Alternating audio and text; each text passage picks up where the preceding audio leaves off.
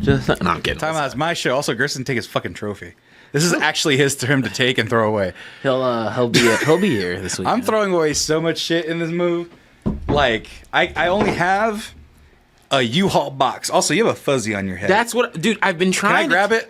I've been trying to take it. No, you know better than that. Well, that's why I'm telling you. I'm not trying to touch a black man's hair. No, you almost got it. There we go. Your haircut looks nice, though. What's up? The haircut looks nice. Yeah, man. You look like you're on the side of the BK Big Kids meal. Or what is it? I got my Isaiah Bradley. Yeah. I got inspired.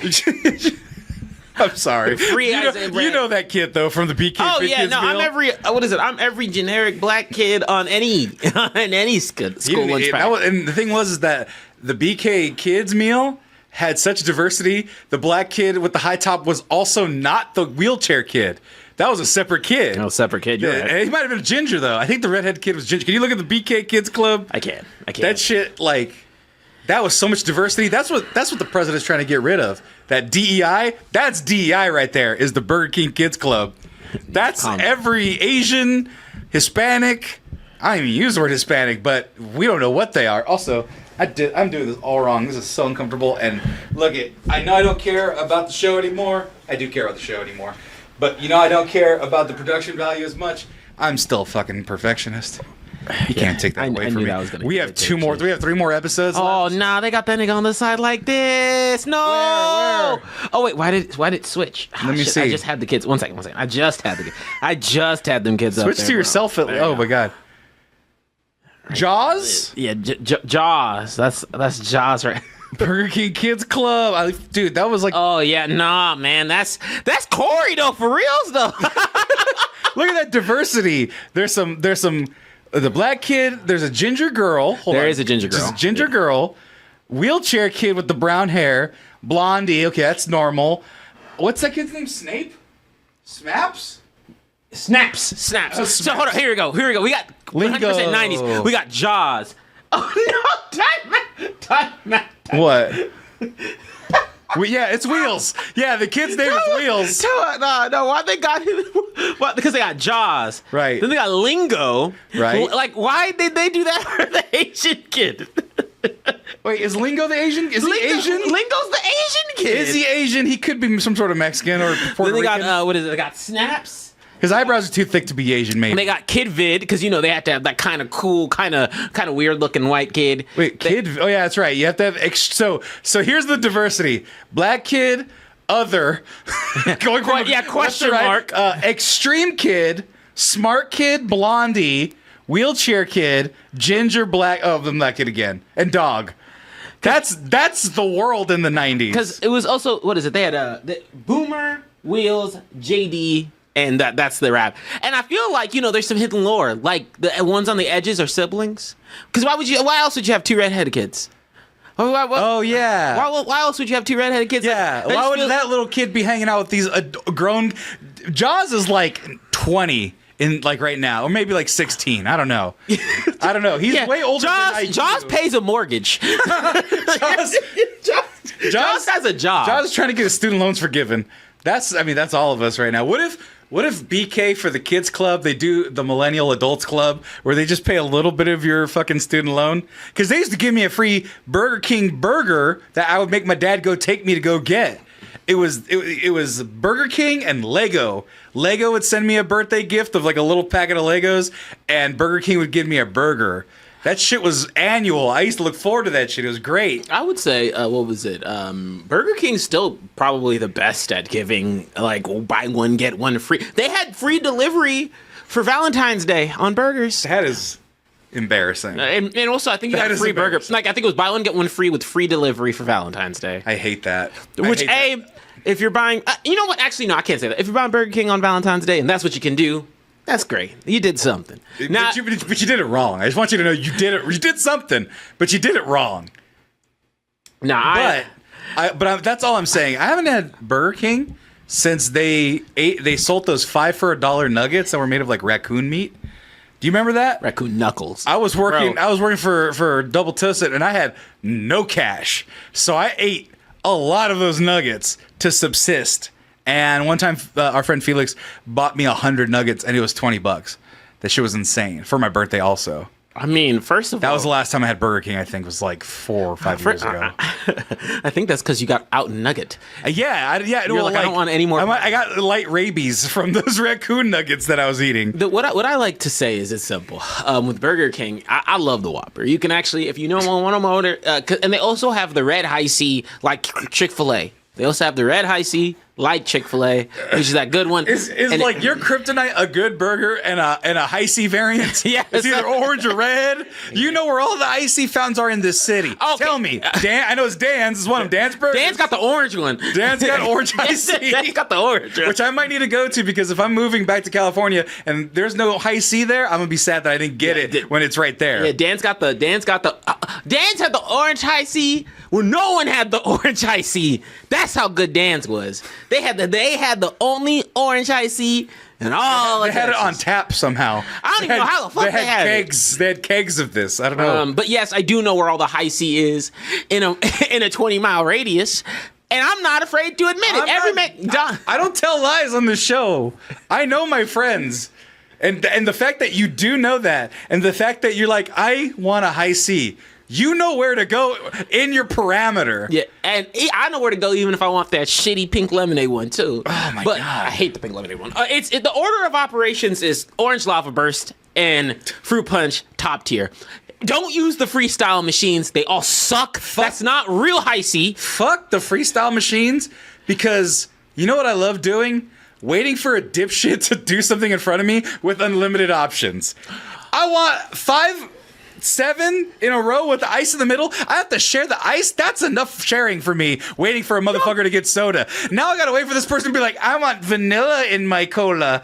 Fuck those machines. I mean, it's also just a worse flavor of any of those sodas. Yeah. Because look, the problem is, so I've done, oh shit, I left it in my car. But I've done a really good job to just eliminate like actual soda from anything like near me for and juice and like I don't buy it. Yeah, and actual, and you know, I've how to put it, and like if I'm drinking juice, you can come to the crib. It's actually from some Caribbean lady who juices it in town. I go out of my way to support a local business, be a little extra. Drinking bags of juice like in Mexico. Now when I'm drinking a soda-esque thing, I drink Poppy, right? I've been getting really into Poppy. Super good. That's how you're getting close to 30, you fucker. Yeah, you're trying to get that fiber in your bloodstream. Well, it's more so because I'm all about the gut health thing, not necessarily for the fiber, for the prebiotics to build everything up. Can I tell you a secret? What's up? I didn't tell this on air, but when I went to Mexico last summer, right, or last fall, whenever it was, I had a Poppy, and I know that they're probiotic. I know they're supposed to make your gut happy, but I was like, I'm thirsty, but I don't want a soda. Let me get a Poppy. And I had an international flight. It was from Austin to Mexico City, and then Mexico City to Guadalajara. I had to fart so bad on both of those flights, and guess what? Because there was nothing in my stomach, I did. I was blowing up first class with silent and non-deadlies for hours because my stomach was in pain because of one can of Poppy. So I'm never fucking drinking that shit ever again. You might have drank Olipop. You know, Olipop got the big fiber, but Poppy. Wait, are those different? Yes, they are. So Olipop, oh shit, it might have been Olipop. Because Olipop is like, okay, it's got like 7 grams of fiber. Look, I'm really in gut health. It got 7 grams of fiber. It might have been Olipop. Kick your ass. Fuck that. Poppy's got a little less dietary fiber and tastes better. That said, it's got a little less shit your pants. That's all just to say, if I have a soda, I don't want to fuck it up, if that makes sense. Like yeah. I don't want something that's like, a half-ass soda. So if I'm going to have something, which is super rare, but if I do, I want it to be good. I want the real deal. And Rakeem's like, high C don't hit like you used to. Yeah, because it's diabetic sugar. I can't drink it. But when I do, that first sip still tastes like the first sip. And that's why you just gotta go to the But I will say, I think Chick-fil-A does the best red next to Burger King. Why are you homophobic with your soda? And then why does your soda hate that? Doesn't work when people of the LGBTQ community also like Chick-fil-A. That's because they're notoriously bad at cooking fried chicken. I'm not co-signing. I'm just making a weird assumption. I'm just making a weird assumption. I just find it funny. That's not a real stereotype. But if I invent it, that'd be hilarious because it doesn't make any sense. If the homosexual community, if it just was a big open secret that they just could not make fried chicken, so they have to go to Chick-fil-A. But that's not what I think of when I think of fried chicken. Exactly. That's the point of stereotypes, is they're fucking stupid and don't really apply most of the time. So the fact that I'm inventing a stereotype about the gay community that has nothing to do with them being gay, it just has to do with them making food. Doesn't matter. It's innocuous. It's not a real slur or anything negative. It's just stupid. Like me. Anywho, I'm avoiding that. I would say. So gay people, share your friedest chicken. But red, Burger King, Chick-fil-A, orange, Dan's if you're in Austin. And then McDonald's orange is still good. You just gotta go to the right McDonald's. And then there's a few other places, because you know who's been religious with the pink lemonade? I've not been there. I've not been there since I was in high school. You know who's religious with pink lemonade? It is CC's. CC's has had pink lemonade, high C, since the dark ages. I don't know CC's. CC's, the pizza chain. Oh, the pizzas. Yeah, they have a fucking soda machine in there? Yeah, they do. Oh. And then they have, but also there's also like, there's some other considerations. So if you ever want to have a high C finder, talk to me. I'm gonna help you out. You know what has been a godsend that I realized that I enjoy? So I don't drink caffeine, but apparently, fun fact, folks, I took a test. I'm high likelihood ADHD. Surprise, surprise. Anyway, caffeine apparently helps with it. What's up? Oh, you turned your heater on. I was like, oh, yeah. You're gonna die. I did the silent smoke from episode 1. No, and so caffeine apparently is stimulants help with just general purpose fun. So I have been taking a caffeine pill, just whatever. It's like a cup of coffee. But I've also been drinking just a soda every now and then. The fact that they bottled Baja Blast, I never went to Taco Bell. And if I went to Taco Bell, I didn't get Baja Blast. Why not? Because I didn't go to Taco Bell that much, and I like other sodas. And so I just didn't think. And so now that Baja Blast is just available, and it gives me a little pep in my step and helps me kind of just get going with my day, that shit's fucking tight. Oh, it fucking rules. Isn't it Powerade and some other mixture? Like, allegedly? Okay, look, I'm not allowed to talk about Mountain Dew legally because, fun fact. Also, hold on real quick. Sorry. South's I'd be Sheck. I don't know where it begins or ends. Shout out to the ADHD Club. Shout out to Guadalajara. I'm fucking giving you everything this episode. I scrolled back. What? Hell yeah, the Burger King Kids Club. Our fans, everybody. How do I describe it? I'm actually legally not allowed to talk about Mountain Dew because I had a problem in college with Mountain Dew, and did the do you? It's dog, because you're supposed to do the do, but if the do did you, this was like at when I was when I could jog marathons. I could kick back a 12-pack. It was disgusting. God, I loved Mountain Dew. And don't get twisted. It's not that I don't love it now. Put one of them funky ass flavors in my face, and I'm gonna take a little sip. But I'm not drinking a full thing of Mountain Dew in years. Man, I don't like. That is a fat feat. Now we all have our fat feats, which is the thing that we've done that we're most ashamed of. Healthy. No, a 12-pack of soda throughout the day. Like the bottles or the cans? Cans like a 12-pack. The bottles is a lot. But still, in a day, that's because it was Gamer Fuel, and that Gamer Fuel one is so good. Now, most of the time, I'd have 2 or 3. But there's just one day where I literally, because it was my caffeine thing for the day. Right. So I'd be cool, let me kick back quite a few. And then, I think I had an exam. Then I wanted to, go into the night playing games. So I just kept it going. And then I looked at it, and then I said, I'm not allowed to touch this shit anymore. I'm not allowed to touch this shit no more. So, who hasn't touched Mountain Dew since? Oh, well, let me first say, who hasn't drank an entire thing of Mountain Dew since? Me. Actually, but I do like my flavors. Baja Blast is fucking awesome. It tastes... It's really good. How'd I put it? Like you said, it's the... People allegedly says, some Powerade in there, some actual Mountain Dew, a little bit of the fizz, but I would say, Shaky Black knows what's up. Mountain Dew Gamer Fuel's fucking drugs. It's like drugs, bro. It tastes so good. They got this red one, but it's not like Code Red, because Code Red tastes just like sugar. Code Red is good, though. I don't like Code Red. I used to have, Code Red when it came out, I was in high school, I think. So one of the iterations, and I was let me go Code Red. I liked Voltage, the blue one. The blue one was fire. But Gamer Fuel, the red one, the red Gamer Fuel, with the one that used to have Halo on it, fuck that up. Speaking of blue, I miss Pepsi Blue. Do you remember Pepsi Blue? Oh man, Pepsi had Pepsi Blue and Pepsi Crystal. I was too young for Pepsi Crystal Pepsi. That was weird, but Pepsi Blue, I was the perfect age. I was like 11, 12 maybe younger, like 9, 8. Berry flavored drink right here.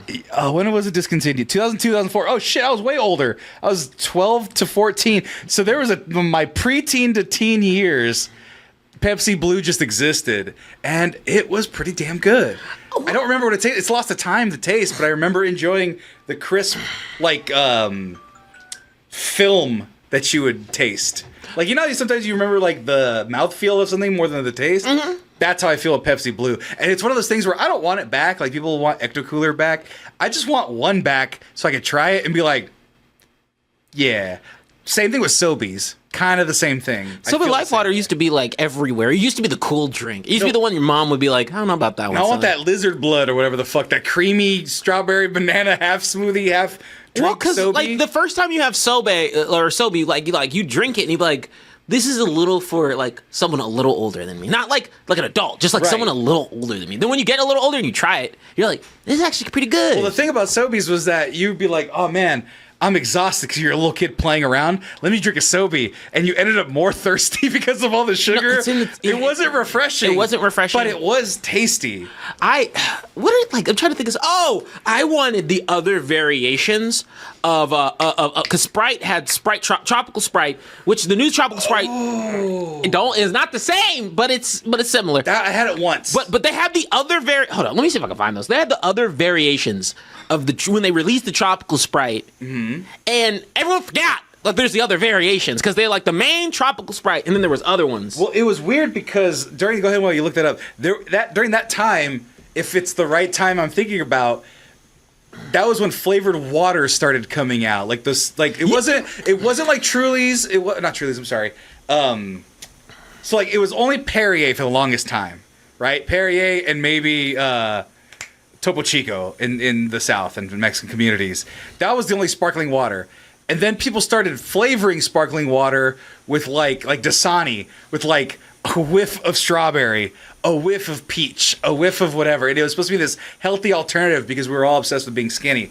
And then that's when like sodas were like, oh fuck, we got to start getting in on this trend. Let's just start putting fruit flavors in our bullshit. And that's where you get. Because, look, so I found it. Because remember, it used to be called, not Tropical Sprite, that's what they call it now. It was Sprite Remix. And then they had other flavors of Remix that no one talks about. Right. Tropical Remix, which was admittedly the best.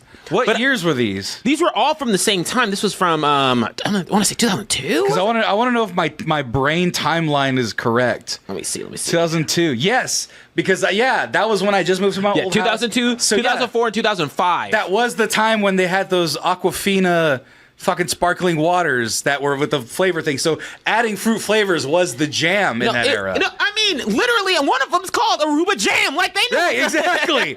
Exactly. But apparently Aruba Jam came back to participate in Wendy's flavors in 2024. So I haven't checked that out. That's on me.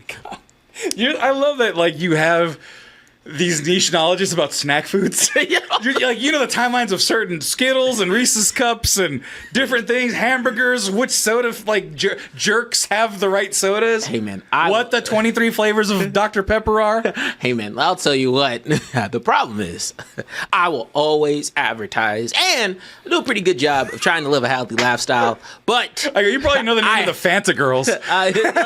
Look at me, horny, wanna Fanta, don't you wanna Fanta? That has nothing to do with the soda. They were cute as fuck, though. That did a lot for pubescent me, man. I think that the colorful age of sodas and experimental snacks and things of that nature was a product, like a pure product of like my age, which was like, the overconsumption. Like overconsumption. And then we've kind of gotten away from having cool snacks. And we've kind of like not necessarily. Well, that's the problem. So, Tom, you could definitely come in. I just took your spot because we're waiting for you, kinda, but also we're talking about snack foods. Now we can talk about the one thing with him because I can be the Mexican interpreter for what we want to talk about. Take your time. But and as you expect, Tommy was dressed for the final winter. he's just for Winterfell or whatever the fuck the Game of Thrones world is. Shit, I lost my train of thought. ADHD.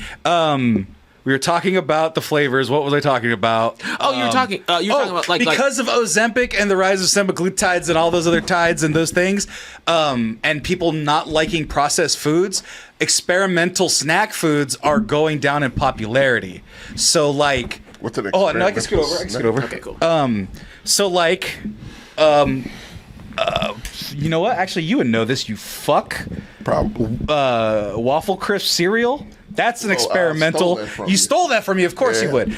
No, but like cherry flavored Doritos or what the fuck is that? I don't know. I just made that up. I just made that up. It's not a real thing. Doritos I know it's not. Yes. But those type of snacks. When we were talking about The Sprite limited editions. Yes. Hold on. because You got a hair now. Yeah, we because were talking Tommy, about Sprite remix. talking about Sprite remix because there was two other flavors no one talks about. Everyone talks about tropical. No. There's two other ones that no one ever Very mentions. clear And so there's a decrease Berry was aight. of those nowadays. Like you get the last one I tried was Peeps Pepsi, and that shit sucked. That shit was gross. And I love Peeps. Fucking disgusting. Then you get like Oreo Pepsi. Then you get Oreo Pepsi. But Oreo puts their name on whatever. And you know what's fucking You know what's not bad? What's not Death Wish? What's the fucking drink? Liquid Death. Liquid Death's Dr. Pepper. That shit ain't bad. You know, actually, it's zero. It's like minimal sugar, zero nothing. Really? And it's not bad. I had a Liquid Death recently for the first time. Again, just trying to be mindful. It's a good Tastes pretty product. okay. Yeah, It's a really good solid product. Poppy, but it tastes pretty good. Well, the problem is that kids out there, young men especially, right now, if you're like in high school, middle school, you're pounding Arizonas like your life depends on it. There will come a day, and you're going to say to yourself, when I say this, nah, I'm never going to be too old for Arizona. You're going to get too old for Arizonas, and they're going to be too goddamn sweet. And so you need something that's not, and it's not even that you're worried about the sugar. It is just too sweet to drink. It's the conscientiousness, right? Like there's been times more recently where I'm just like, that's just too sweet for me to be drinking. And I It's think like that Hosier song. And I think I can bypass it a little more with like a dessert, if that makes sense. Right. Like if I had a slice of babka earlier, and I was like, okay, What the fuck's babka? It's a chocolate. It's like a chocolate It's a bread sweet thing. bread. Yeah, it's a sweet bread thing. From You drink it with Jewish coffee. origin. Yeah, Jewish origin. so it's pretty good. Yeah. No idea. Oh man, I'll try and bring one for you this weekend. It's pretty good. Sprinkles on it. No sprinkles. No. Sprinkles. I'm referencing. I'm making a Bell Brooks reference. Oh, that's Anyway, that's a gnu. bad take. What? A gnu. But it's just so fascinating. Sorry. Go ahead. Sorry. I didn't know. It was because my Mel Brooks reference. The scene in Robin Hood Men in Tights where he has the cotton balls in his mouth. My nephew had teeth done. And my brother goes, "Did you eat a ganool?" And he goes, "What's that?" And it set up the punchline from the joke in that movie, where he's like, "It's a ganool. It's like a dessert with the little sprinkles on it." He goes, "I don't know what the hell you're saying." He goes, "Oh, I'm sorry. I went to the dentist. I forgot to take the cotton balls." He was doing an impression of fucking Corleone, but he had cotton balls in his mouth. R.I.P. Oh fuck, what's the actor's name? No, the actor who did that, Dom DeLuise. Dom DeLuise. Anyway, They but huge to sidetrack. to the point of like just the snacks, right? It's been fascinating because you have some companies who don't give a fuck. Like Mountain Dew will just do whatever, and I appreciate that they do whatever. But in the actual like pantheon of like everyday like snacks you can go and drink and whatnot, there's a pretty selective few flavor categories that we as consumers are restricted to, and Shout there are out variations. to the Fat Pass Pineapple. So, And see, I like Houston pineapple really soda. does do its own snack. Shit, you can go to any bodega in NYC and get Rap Snacks. I was about to say Rap Snacks. I've seen Rap Snacks in my college city. Yeah. Yes, Rap Snacks is still a thing, but you know, Shack Soda. Rap Snacks is like, oh yeah, we have ranch barbecue cheddar, and All you're in like, one. oh, no wonder we die early. But It's delicious though. We got Kendrick's cholesterol flavor. yeah, that's really what it's like, and so. But you know, anytime I go internationally, it's kind of fascinating because the market love a changes, snack. right? Yeah. It changes. Oh man. Oh, well, I know how to snack hunt internationally. I bring snacks for these fucks back. They're good. No, but here's the thing, though. They announced it, and they haven't done it at all of them, but apparently a Japanese company partnered with 7-Eleven, and 7-Eleven's supposed to get more Japanese snacks. And it's happened in the major cities, but it's supposed to go to all of them. So you should be able to get, like, Japanese Twix and shit. Not Twix, but Kit Kats at all 7-Elevens, but that's like a thing they're trying to spread. Well, I think it's not spreading fast enough. I think it was also like just the quality of service in these convenience stores was supposed to be elevated, because you could go to a Japanese 7-Eleven, and I don't want to just say exclusively Japan. Actually, you go to most Asian 7-Elevens, and it's a different beast. Whole different thing. Total different thing with good food, good like actual like they have little chicken katsus you can just buy and it was on the roller. And you leave and you walk in and you're like, but it's a culture flip with how we do convenience stores. Because when you go to a convenience store, you're there for moose knuckles and dreams, right? And I had those nuggets. I had those 7-Eleven nuggets. And they're did you say moose knuckles? Yeah, you meant raccoon knuckles. Nah, moose knuckles moose something knuckles. completely different. I know. You get the moose knuckles out back. Out back. But you there. Depends on the 7-Eleven. Yeah, but you there for questionable shit.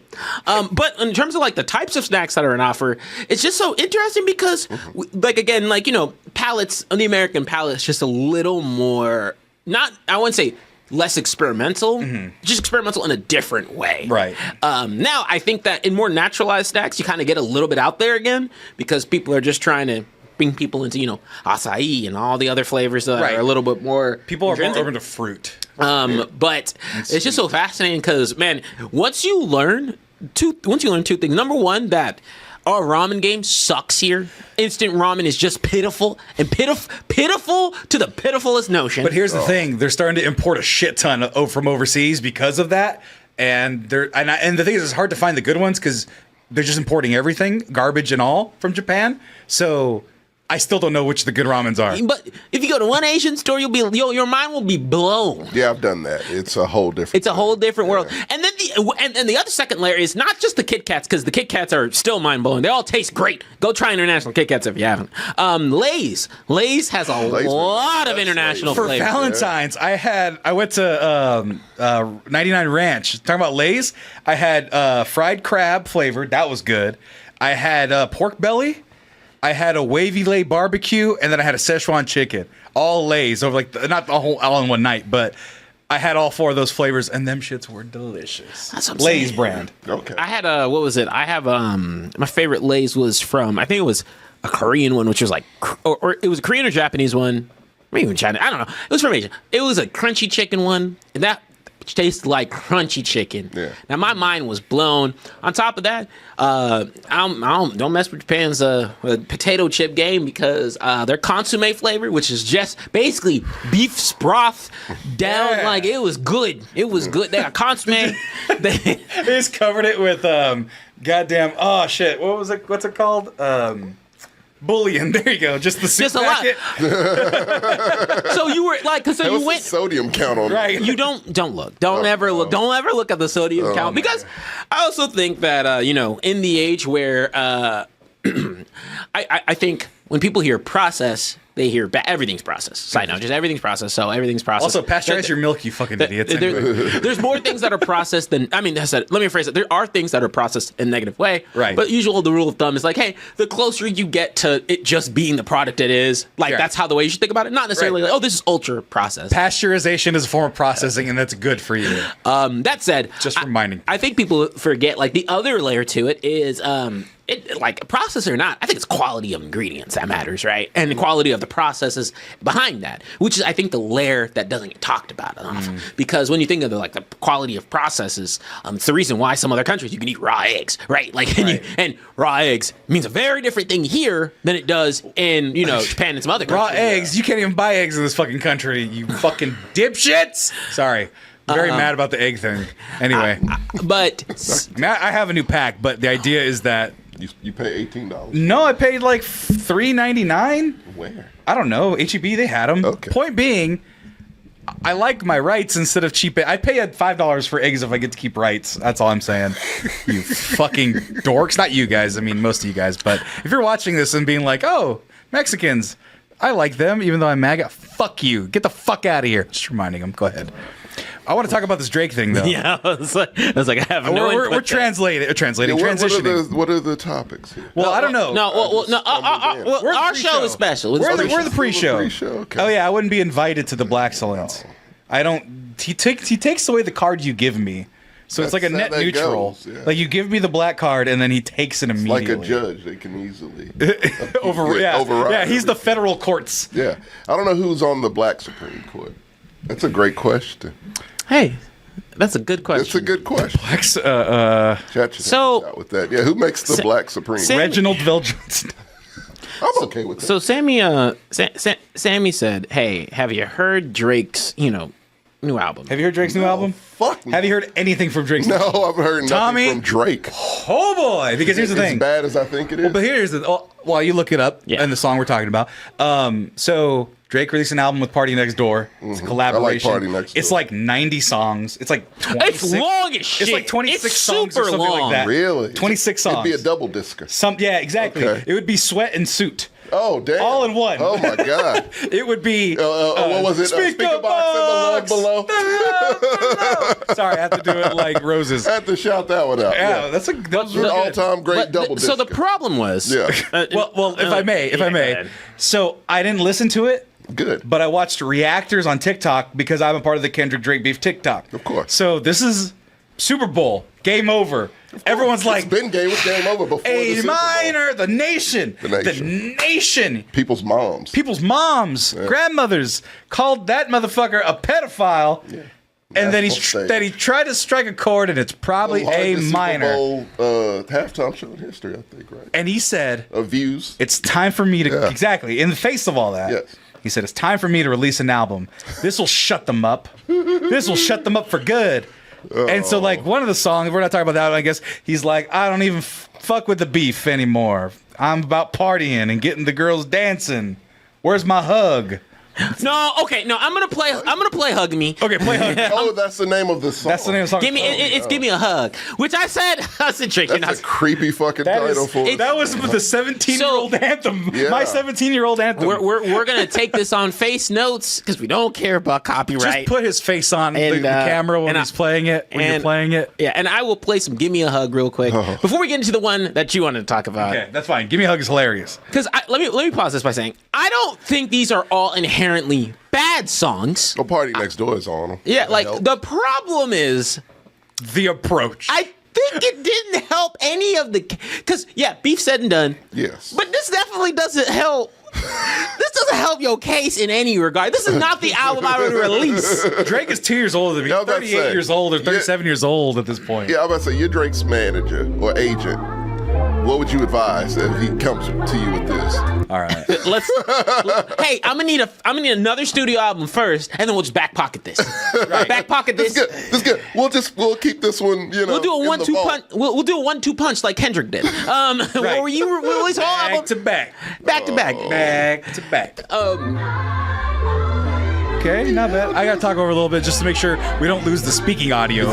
You're right. No, this is not BBL Drizzy. Okay. He already tried to sample that. Oh. He's reading from what's the rhyming book? Not the thesaurus, but shit. Whatever, the rhyming book. Had the girls up at 29 on stage twerking with a dictionary. Guilt trips, not church trips. Okay, did you catch that line? Having girls twerk with a dictionary. He's making fun of Kendrick because Kendrick says rhymes are too smart. Is that really what he did? That's what it was. That's what he said. He said he got girls twerking with a dictionary because he said, "Hey, let me put y'all on game." They went to Atlanta and took everybody's resources in the middle of a song, which is still in the song. You know how there's like a radio edit for songs, and they cut out like Left Eye's fucking rap or whatever. Was it Left Eye's rap in No Scrubs? Yeah, they cut her rap out. But in that part, they leave in the part about Atlanta, the history lesson in the middle of the song. Yeah, because that shit fucking rips. Fuck you, Drake, you stupid asshole. Me and Drake share the same birthday. Do you guys know that? No. I hate it. No, he's 2 or 3 years older than me. But it's fucking annoying. It's fucking annoying because he's the most famous guy on my birthday and he's a fucking loser. I've always hated fucking Drake. Anyway. But no, he doesn't. Then he has to switch up. And so he's just saying, hey, you know, a lot of people checking in on me. Now, granted, this isn't even a bad song inherently. I don't think it's the best song. It's the same thing as he's done, but yeah, but he makes party songs. You put it on, you're playing beer pong, you're having a good time. But you're having a good time. The song's not the good time. It's just background noise. Exactly. Yeah. He's the king of background noise. Hold up. I'm trying to find Matt out. Chocolate, we'll get there. Where he how did I put it? Where? Give me Where he says the title of the song. Where he says, "Give me a hug." Oh, there should be a peak in the watch. Oh, he did a song in Spanish? Hey, Hey. Oh, getting ahead of the no. program here. It's Oh, no. What are people saying about this? Well, I'll let you have fun after before you go to bed while you're what on do the TikTok. streets say? Streets talking. oh well. Okay. Not streets are talking. Streets is talking. Oh. Well, Is this a I would, bounce? I would Is say, he I would bounced say. back? So here's the delta. I'll flip gears here. Here's the delta. I'm so confused. I want to hear the you got it? What's up? Do you have that one? The hook on this one? No, because he has it a couple of times. But hold on, let me see. Just put it anywhere. Fuck on red beef, I'm tryna get the party lit. There you go. Tryna get the party lit for the bitches. Them Nike tights is hugging on that ass like they missed it. What's up? Yeah, I know that you work at the club. Get the fuck out of here. Give Who me a keeps letting him sample things? give me a hug. Yeah, Give me a hug. What's the sample? What's the sample? Aaron Hall. Give me. What the fuck I is miss that you. shit? Look, it's, Give me a hug. Stop give me letting this give me a motherfucker hug. take Tommy, shit. give Well, me a Aaron hug. Hall sucks anyway. Give me a hug. Give me a hug. Aaron Hall is a piece of shit. This give is how me you a hug hug. your friends. Give Not me a to- hug. not- Give not- me a But hug. but I will say, Never today. nothing felt more Drake-esque than that song that we're I'm talking getting to. about? Yes. So what's it called? It's that's the best part. It's called "Meet Your Padre," which is okay. Admittedly, Did it's ChatGPT hilarious. write Hold these on. songs for him? Hold on. It's an hold on. Because hilarious we know he thing. ghostwrites Tommy, the AI. Tommy, I'm gonna give you 5 seconds to pull this off. You don't speak Spanish. No. So, name something that rhymes with Padre. 3, 2, 1, 5. Madre. Okay, got it. Padre Madre. Tommy doesn't speak Spanish. Tommy, not a lyricist. No. I mean, Proceed. What do we got? it's so no. wonderful.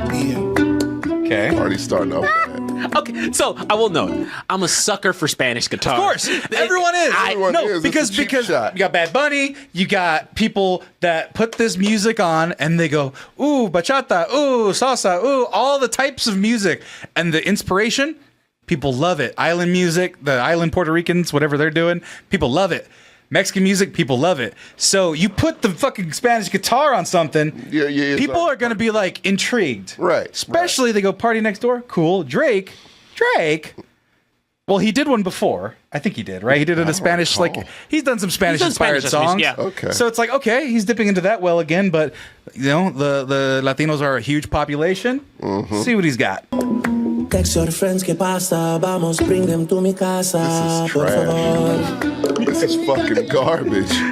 Mami, vi que tranza, yo hasta te pido a tu mamá, no hay The feature has way more. Like you can tell the feature actually could maybe understand Spanish. Wait, no, what's the feature? I'm pretty sure it's name? Part Next Door. It's Part Next Door. Okay. Is it? No, it's some Latin kid. Hold on. Is it? No, it's a kid who like I learned. The TikTok told me he was like 18 years old. He's like an up and coming artist. Ooh, you might be right. Me, your Padre, and he's like, guys, I've been working my entire life. Drake has been my idol since I was 9, because unfortunate. it's 10 years. Drake's been around for a while, right? Yeah, he's been around for like 20 2009, years. 2010.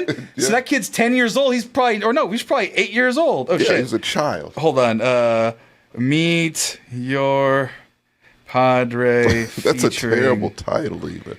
These are bad songs. Shit. They're And just it's not. 26 of them.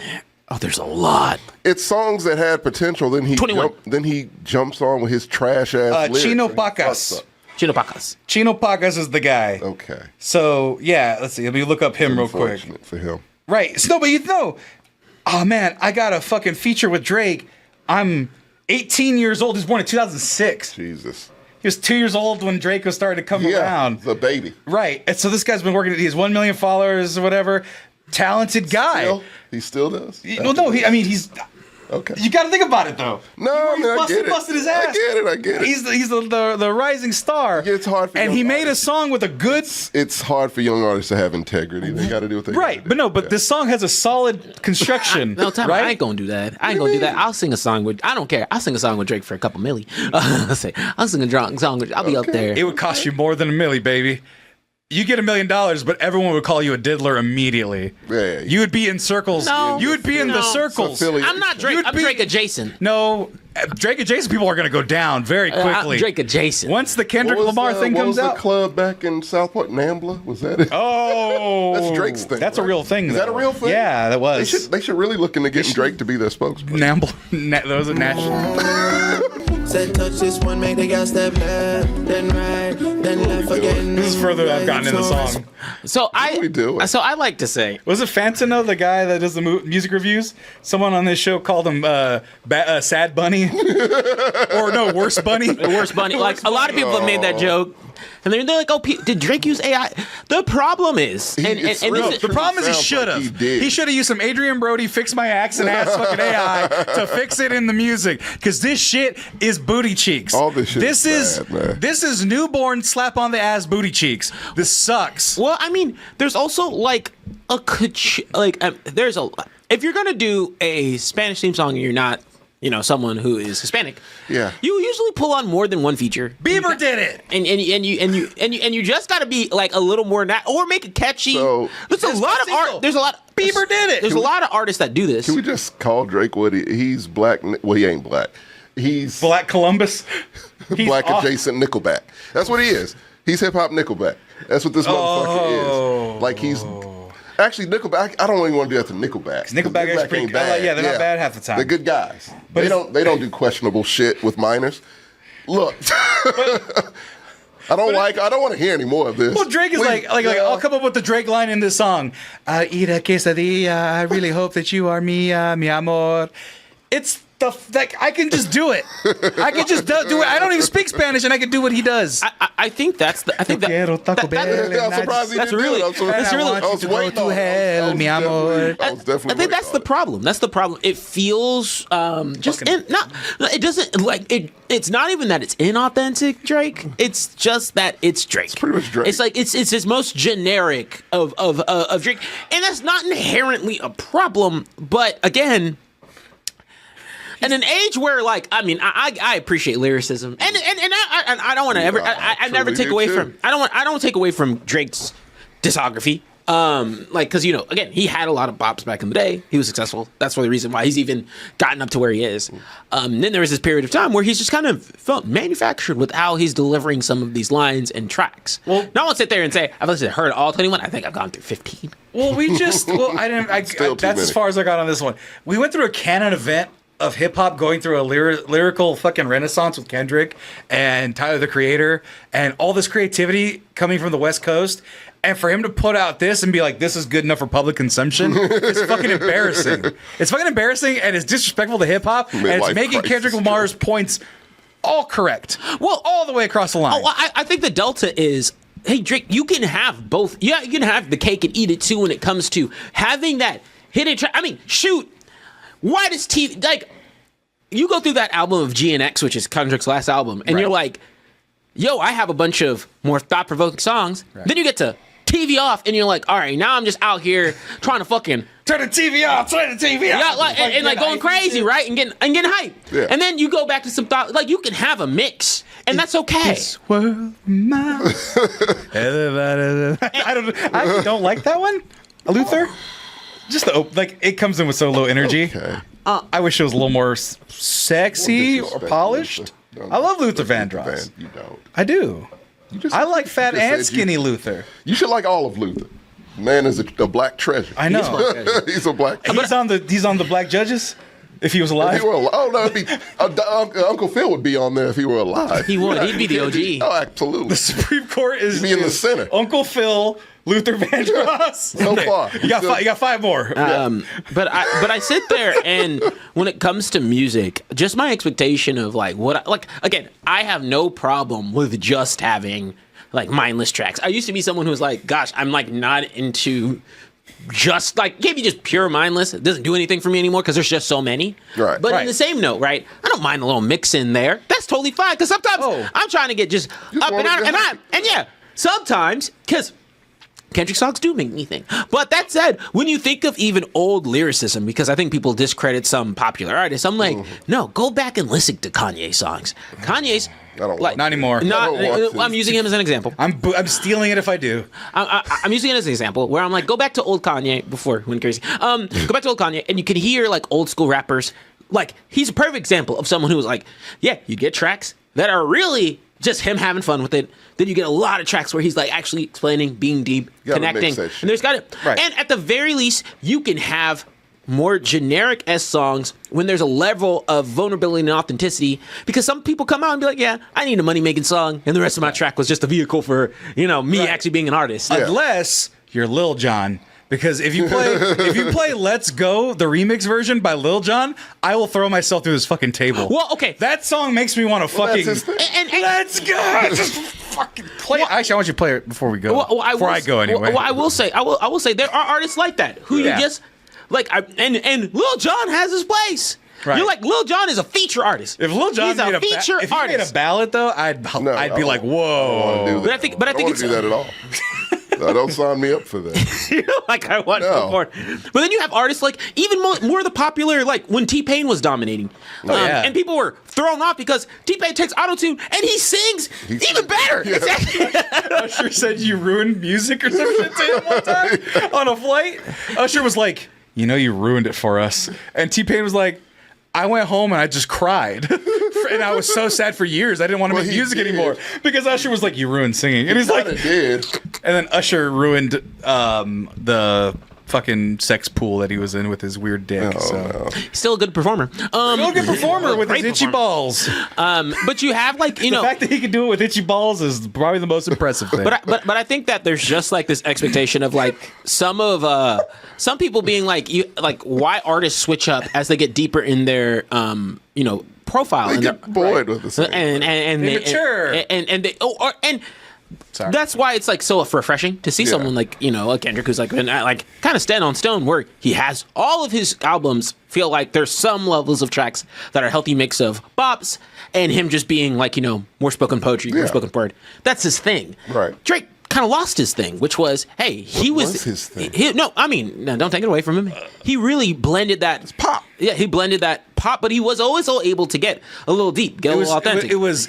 I never saw Drake get deep, literally. No, it was personal. Not even necessarily deep, but it was personal. Yeah, no, because personal, specific to him, and it was also for the social media age, where you could put YOLO on his shirt. You could put I'm on one on his shirt. Himself doesn't have much substance. That's his music. But he's a fucking actor. Yeah, he's a fucking actor. But he's talking about brought up UK Drake. Yeah, I forgot about that. No, but the thing that people were enamored with at the beginning was it was this guy being vulnerable about relationships because he had been in relationships. That was missing. And then he got into like, oh, I want to be with Rihanna, and everyone's like, well, he's kind of weird. That's a little weird. And then he did some more songs that people liked, and he got Aaliyah tattooed on him. And then who else did he go after? Where people were like, Serena Williams, and then he got weird at her too. He just kept doing weird things, and he was essentially what people were mad about Taylor Swift, where he's like, oh, just writing about exes. That's what he was doing, and people can relate to that. And now we can't relate to him because he's been a billionaire for the last X amount of years of his life. So I don't party like he does when he's 45. I'm not gonna. I want kids and shit. He's 45 now. Well, no, he's 38. He has kids. Huh? He has kids. He has illegitimate. No, he wanted. If it wasn't for a song, he wouldn't have been a father. That's what I'm saying. He's a piece of shit. He wouldn't have been a father if it wasn't for another diss track. That's what trash ass human beings. And do. I quote, "You are hiding a child." That is the funniest line ever because it's not even anything. It's just. You a punk ass motherfucker. That's all he's doing. And guess what? That little kid is a weird looking kid. If he was cute, that'd be one thing. I'm not gonna do it to the kid. Adonis is he's a cute kid, but it's like that weird cute. Genetics. It's a weird cute. Drake not looks going down weird. that route. That kid can't help that. I leave kids out of it. Hey, he's Drake's kid. He'd be fine. Financially, he's got $1 billion. Okay. He can get it fixed. He's fine. He's fine. He's an interesting looking kid. He looks like Patrick Mahomes. Then he's an interesting looking guy. That's all I'll say. Look at. I'm not getting anywhere near this. He's like with a 10-foot pole. Hey, Dad.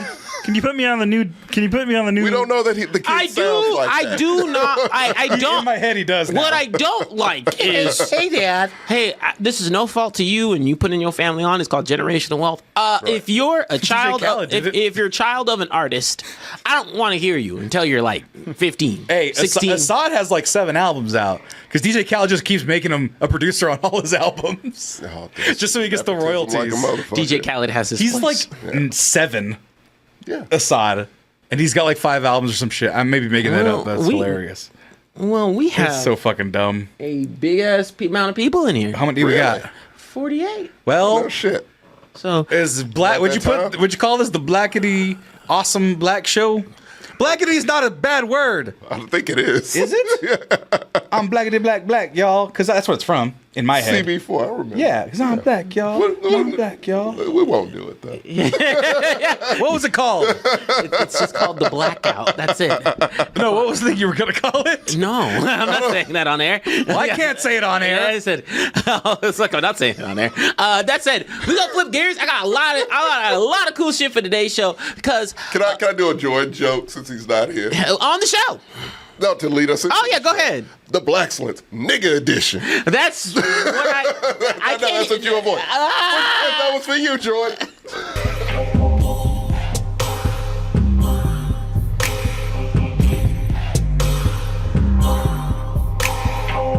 Hold up. So good, I gotta play it twice. Yeah, I worked hard on that.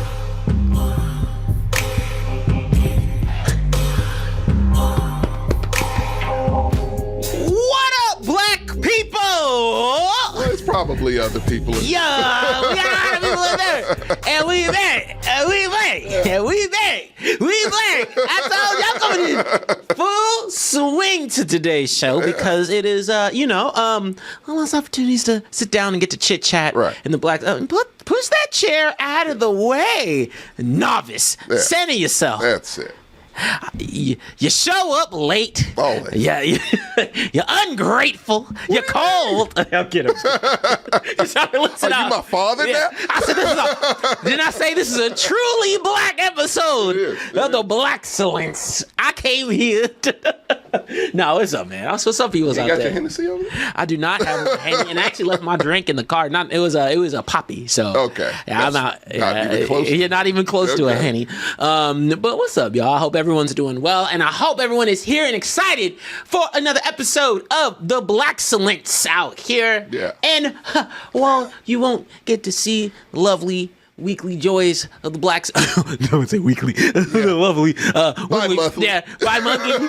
Every time we felt like it. Yeah. Blaxcellence specials. That doesn't mean I won't tap on Tommy's shoulders occasionally. Maybe let's just shoot the shit and talk about some black shit. Of course. We ain't just gonna disappear. You'll find us all in there.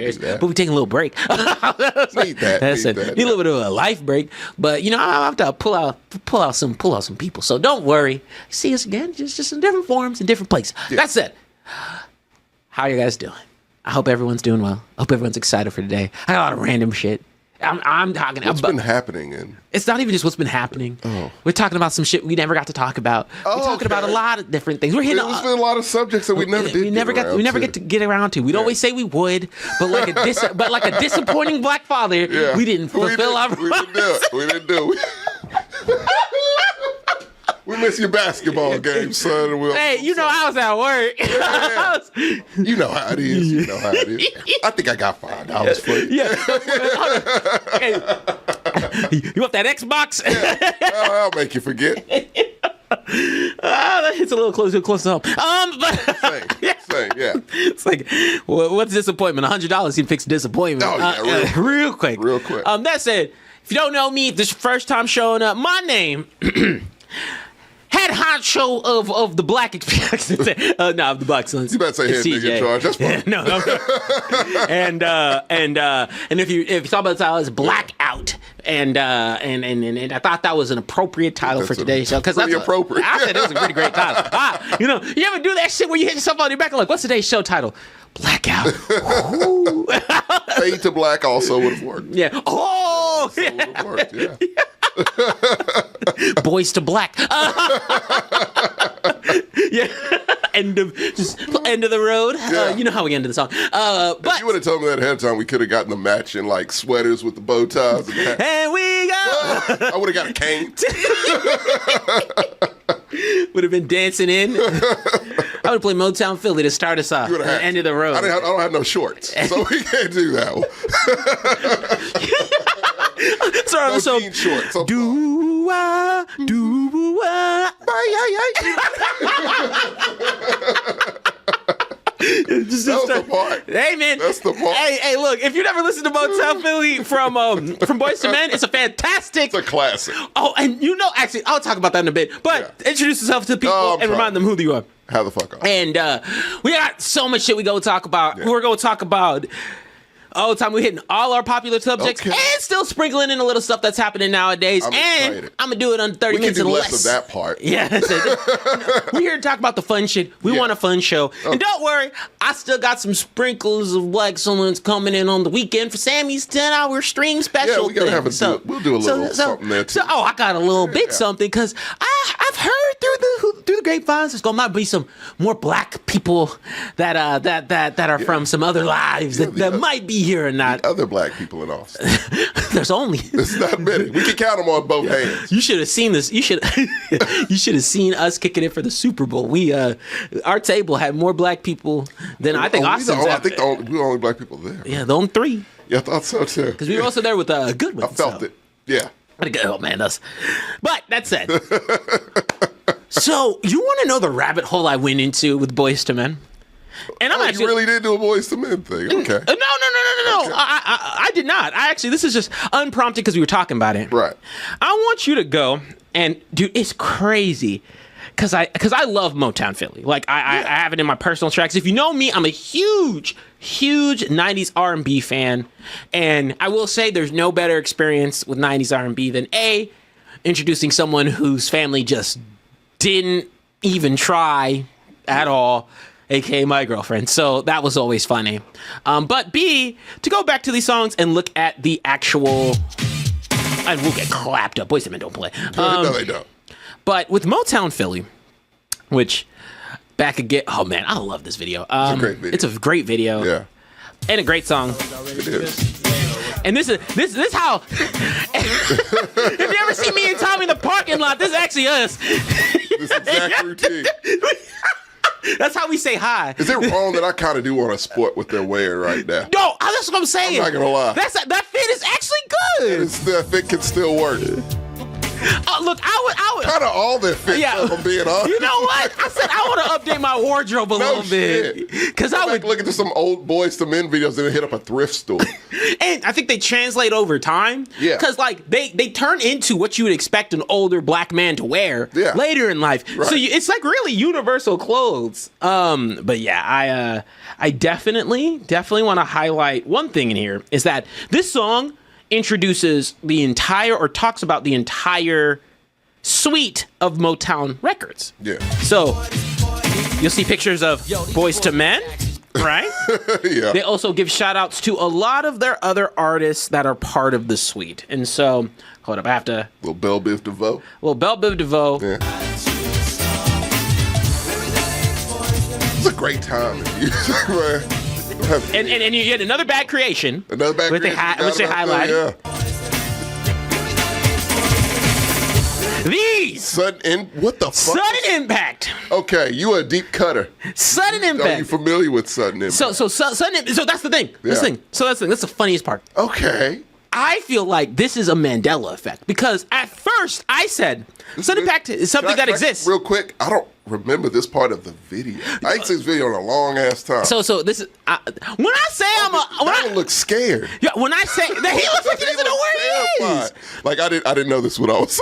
So when I say there's a black guy here. When I say truly, I'm a fan of '90s R&B. Don't test me. Right. I'm a big fan of '90s R&B. But I went into the rabbit hole of Sudden Impact because I said, now I know most. I don't want to say all. Because it's always quite niche, a bit. but I You know knew way more than I thought you would know. I know a lot of '90s R&B groups, and they were popping up and dropping off real easy. Right.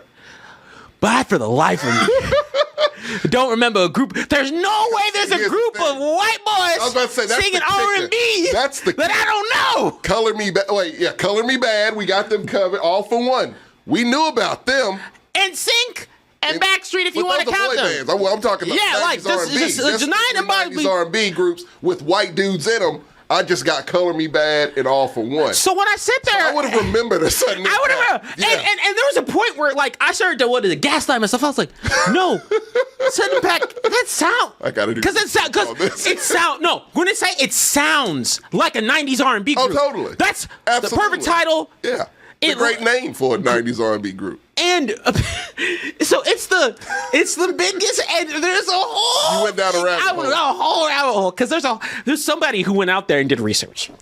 Someone did the work for you. Someone did the work for you. Oh, of course. Because Sudden Impact, like this was their debut. This was like they were putting people on through this video. Yeah, they were putting people on through this video. Like stay tuned for these cats. And then it just never came into fruition. The music industry's tough. And the music industry's tough. But I was like, what? Isn't it a crazy thing that in one of the most popular just songs for 90s R&B, which is Motown Philly, it's a very popular song, and I ain't never seen. And y'all like, and this is I would have remembered that. And I would remember them. Yeah. And this is a perfect launch point. And it's like 5 white boys in that group, 1 black dude. I would have remembered that shit.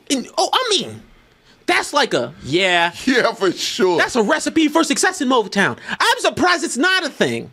But there's your little history lesson in the fact that, I went in there. Yeah. And I jogged my brain. It was because I watched this video so much that one of the times, and I never questioned it, but then one of the times I was like, wait.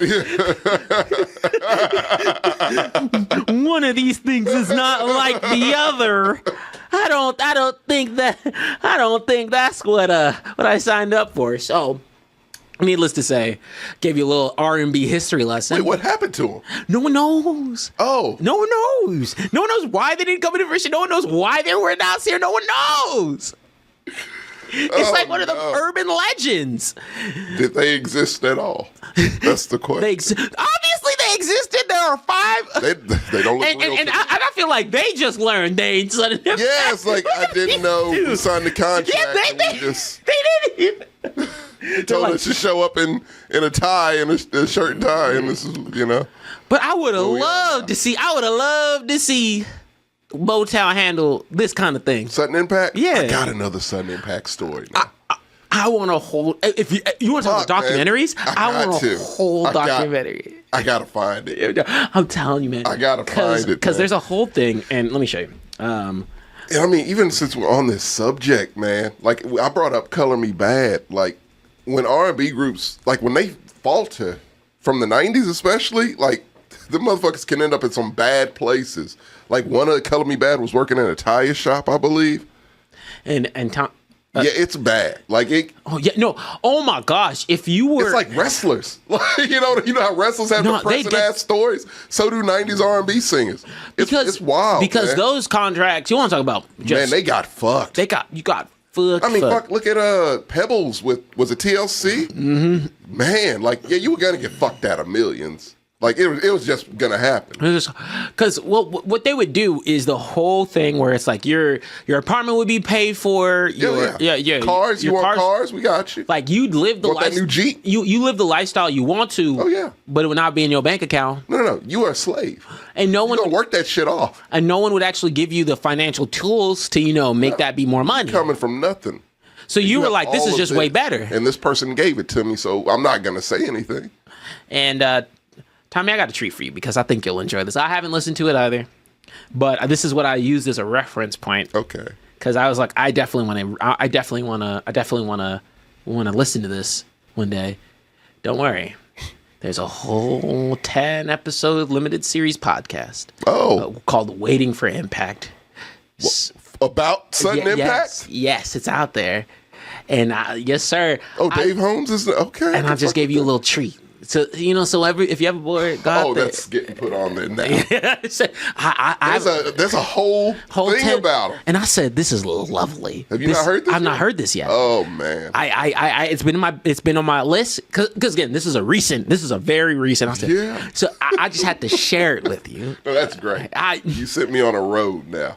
I think that when it came to, how do I put it? When I think of just the 90s cycle, and actually, if you want to know where we're starting off where we started off our show in general, which is we talked about the 90s. We did. And so the Motown Philly lean-in was actually not intended, but ends up being perfect. So we're going to talk a little bit about movies and the whole nine. We're going to talk about movies actually quite a bit because we just haven't been able to kick it. Which is good because I've been catching, like, I know this dude's been around, but I just haven't, gotten around to it. Prim's Hood Cinema. He's so talented. He's so fucking good. It's just like, I just went on a fucking binge, and I've seen all of them, and it's just like, I've not laughed that hard in a very long time. Well, I think if I ever did movie-related content, which I don't, Right. That would be 100% the route I'd love to be able to do. Man, and people have tried to duplicate what he does. It's just hard. He's just so talented in the ways his timing and so it's like it's kind of like and I think that everybody has had to really think about how we It want brought me back though, man. It took me like movies I completely forgot about that just he covers movies. He deep covers cuts, the ones we know, the ones we know and the ones I want to forget. Yeah, really. What was it? There's that one jail movie that just I don't ever like to think South of. Central? No, it's Blood In, Blood Out. No, it's man, I'll tell you the name, but it's it's rough. It's a lot of those. But I say that when it comes to this 90s cycle of artists, right? Man, they get one banger and then float out. Yeah. And there's like a lot of one hit wonders. And you even think about it, it's like I don't think there's been a lot of people who knew that they had a really good pantheon of a discography. And I even say that with some of the best artists from the 90s. My biggest example of this is there's so many people out there who have never, because they don't need to be fair, but never gone through Michael Jackson's discography. Really? And why? Because there's some songs. Yeah.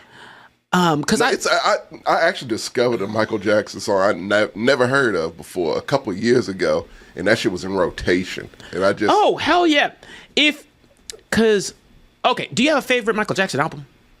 Album? Yeah, probably Off the Wall for me. Yeah, I say it's Dangerous. Okay, Dangerous is very good for me. Off the Wall, I'd say easily for mine. Like those are just replayable songs. And you know PYT, come on. But I say, because Dangerous has Jam, Black and White. It has Remember the Time, which is the big one. That's one of the later one. Because it's kind of a later-ish. Later-ish, but it's not his. Like, this was like, I think, I want to say the textbook one, but this was before he kind of flipped into the 2000s. That was after Bad, right? Yeah, that's after Bad. Okay, yeah. So it was one of his I think it was his third, to be honest. Yeah, I think it was, But the funniest part is people don't even know Dangerous, which is like the titular song of the album, because they don't think of Michael Jackson's discography and albums. They think of it in songs. They're just like, Michael Jackson making songs, and I like them all. Right. But I'm like, no, if you've never gone through and listened to... The reason they call him the King of Pop is because like his albums are consistent. Like it's like some of those albums, this is like every other song. And it's so many, you just can't keep up with them. Like you're too busy replaying these songs. Meanwhile, these are good, but you're like, I'll get around to them later. You never really do. And then you come back to it, it's like, oh, those are hits. No, like, Jesus. It's crazy because it's the sense of, and I think somebody was, and I forgot who it was. It might have been somebody, but I think they were like sitting down and listening to like Michael Jackson's like unreleased tracks and like just stuff that he just was kind of game shopping, and they'd be like, Michael, release this. This is a hit. And he's like, nah. No, it's not. Nah, it's fine. It's fine. It's like, so like he sat on gold. And I do implore you to go, if you've never actually sat through and listened to MJ's discography, go do it. If you're okay doing that. Some people aren't. Oh yeah, if you're okay doing that. Some people aren't. And separating art from artist. I'm like, trust me, I have my artists that. My thing is, if a motherfucker's dead already, it's like, hey, life got him. So what can we do? Karma won. Karma won. But if you're not familiar with Michael Jackson's life, karma won. So unfortunately, but also it's like I'm in the camp that I don't think karma won. I think it was just a lot of things happening. Not the best life. Not the best scenarios. Not to say move on from that one. Right. I think it's just like such a strong discography. If you're interested in listening, definitely recommend it. Yes. But I actually say the same thing for a lot of artists. Belle Biv DeVoe is one of the best examples where I say I think they got jobbed bad. because you hear Poison, and that's the only And it song. will send you over the edge, and you're just like, that's it, right? Like it's nothing else. No! It's like, no. No, Belle Biv DeVoe. Man, I think Belle Biv DeVoe was one of the most underrated groups of the 90s. No, look, Not even just R&B, just in general. Because they were everywhere. They were everywhere. They were everywhere. Remember Fresh Prince? They did a Fresh Prince cameo. That was fun. And they, hold on, let me see. Like, they were just like, it was funny because, like, I knew the members of Belle Biv DeVoe, but Poison was, like, the only song that people knew.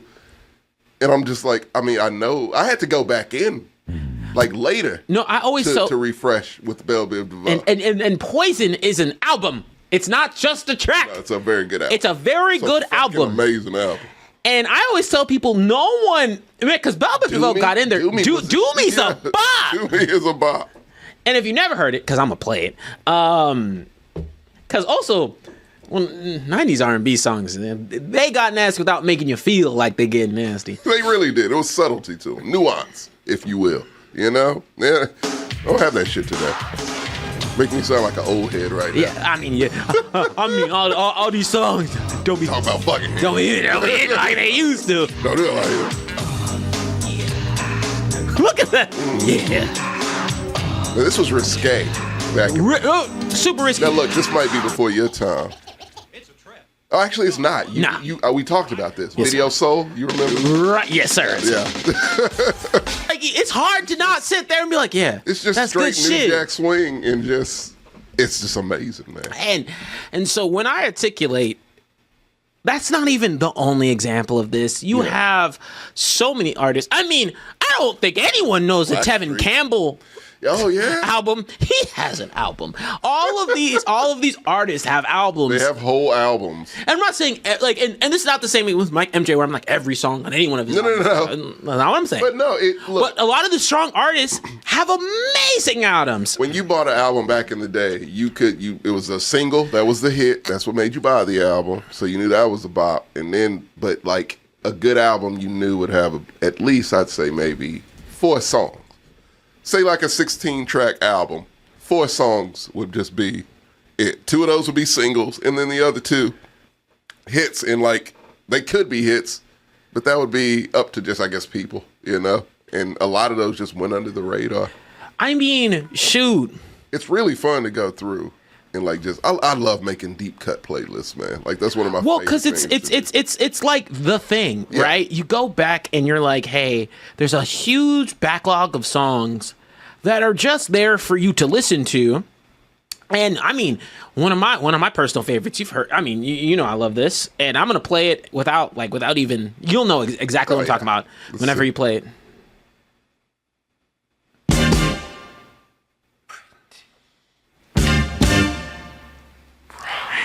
Oh, Quit breaking my heart. Hey, look. If you ain't okay, in my heart, pretty brown eyes, breaking my like. and that one, I hadn't heard that one in a while. No, but when you hear, and actually to your point, Yeah. South said, like when you hear this type of music, you're like, this is sexy, like this got me like that. Yeah. Like, No music. Look, the old head should have no song has made me feel like that dog, in a while. It was funny, man. Me and my girl were road tripping, and she was just like, "All right, like you got one song, your anthem. Like if you only got one song to pick to listen to forever, what is it gonna be?" And I was like, in my mind, I'm like, "Oh, that's gonna be tough." And I was like, "No, it's not. Return of the Mac."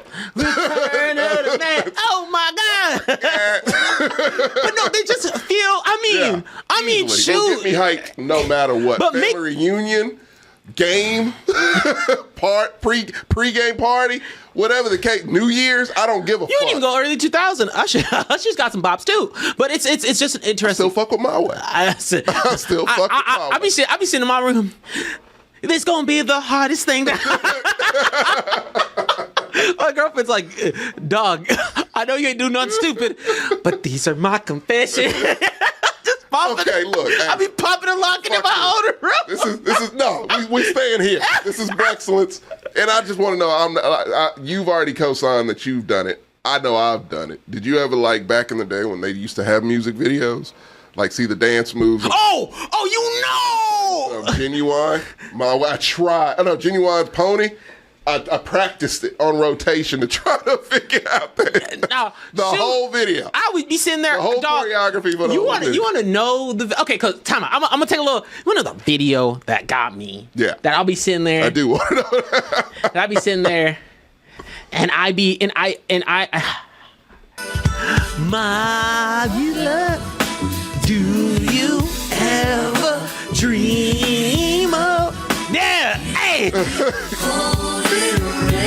And this is the same thing where I say no one even gets to their second song, which is equally as popular. Yeah. But again, they have albums. And again, this is another one where dancing. A long vacation and your fans are waiting to see you again.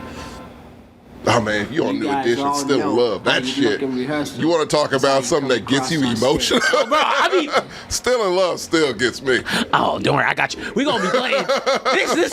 This thing is gonna get copyrighted. Like a motherfucker. It doesn't Motown, try me. But now look, the emotion, the end. Now look at him practicing. Yeah. Speaking of Bell Biv DeVoe, right? So, Yeah, this was me in my room 100%. how did you see these videos?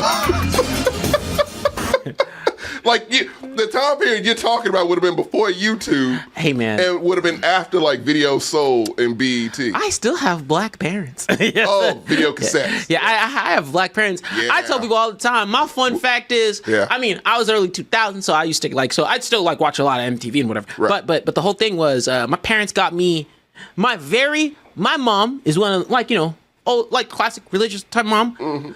And even I had a disc that was just Peaches and Cream remix, Peaches and Cream third remix. Because if you don't know CDs like that, yep. If you don't know, Man. CDs used to have. You used to think you were getting a value, but like, oh, this is the same song, just 3 different ways. 4 different ways. Yeah, and I'd be like, so if you don't know about that, I'm that years old. So CD singles. But nah, I'd be sitting there. I got to tell myself, but you can See it in your eyes. And I will say, there's a lot of other artists that suffer through this feat. Another popular one. Another popular one. And again, I know you're gonna know this one.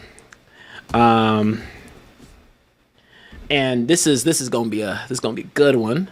Cause see on this we already getting some Casey and JoJo. we stay. I got you. Play this record as frequently as possible. If the rhythm feels good, baby, let me hit I you. think it was from this album, Yeah. I be out here. And again, Tony. Naming Shout schemes. out, yeah. Naming schemes. Tony. It like just Tony. I know, but it's like I'm saying it in the way that it was like kind of the way it was spelled. Yeah. Yeah, I'm like no, but it's Tony. Yeah. But it's like, but to name an album, I mean, to name a band like that. That's amazing. That's with just all exclamation points. Go on. So I be Fucking love Tony, man. Shout out to Rouse Sadiq, dog. But no, I be sitting there and I tell people all the time, first of all, if you ever want 90s R&B recommendations, knock on my doorstep. I got all but go back and listen to some of those albums. Go back to listen to some of your favorite artists. If you have a favorite song from the 90s that you like to play, go back and actually listen to the discography, because it's actually super impressive how many tracks that some of these artists have, and especially some bops. And if you've never seen the music videos are even just as energetic and fantastic. They put money, effort, care into those videos, and those videos go with those songs. And whatever the song is, like if it's a sexy situation, some sexy ass videos. It's gonna be some 90s shit, some big hair. It's a lot of Well, I mean, but it's still sexy. It still translates. I mean, you've got like songs that get you hyped, ready to party. That shoot, this song literally has moaning in it. My nigga Rakim said full force, though. Full force, man. Now I have to run this up. Oh, when I say you have a That's a song deep with cut. moans in it, right? Yeah. And it's literally like, sorry, my bad. I have to pull this up. Full Force might be too much, like, might be too far back for you. Oh, come on, King. Okay. I always thought it was so weird that they were, I'm like, but these niggas are R&B singers. So, like, they even rappers, though.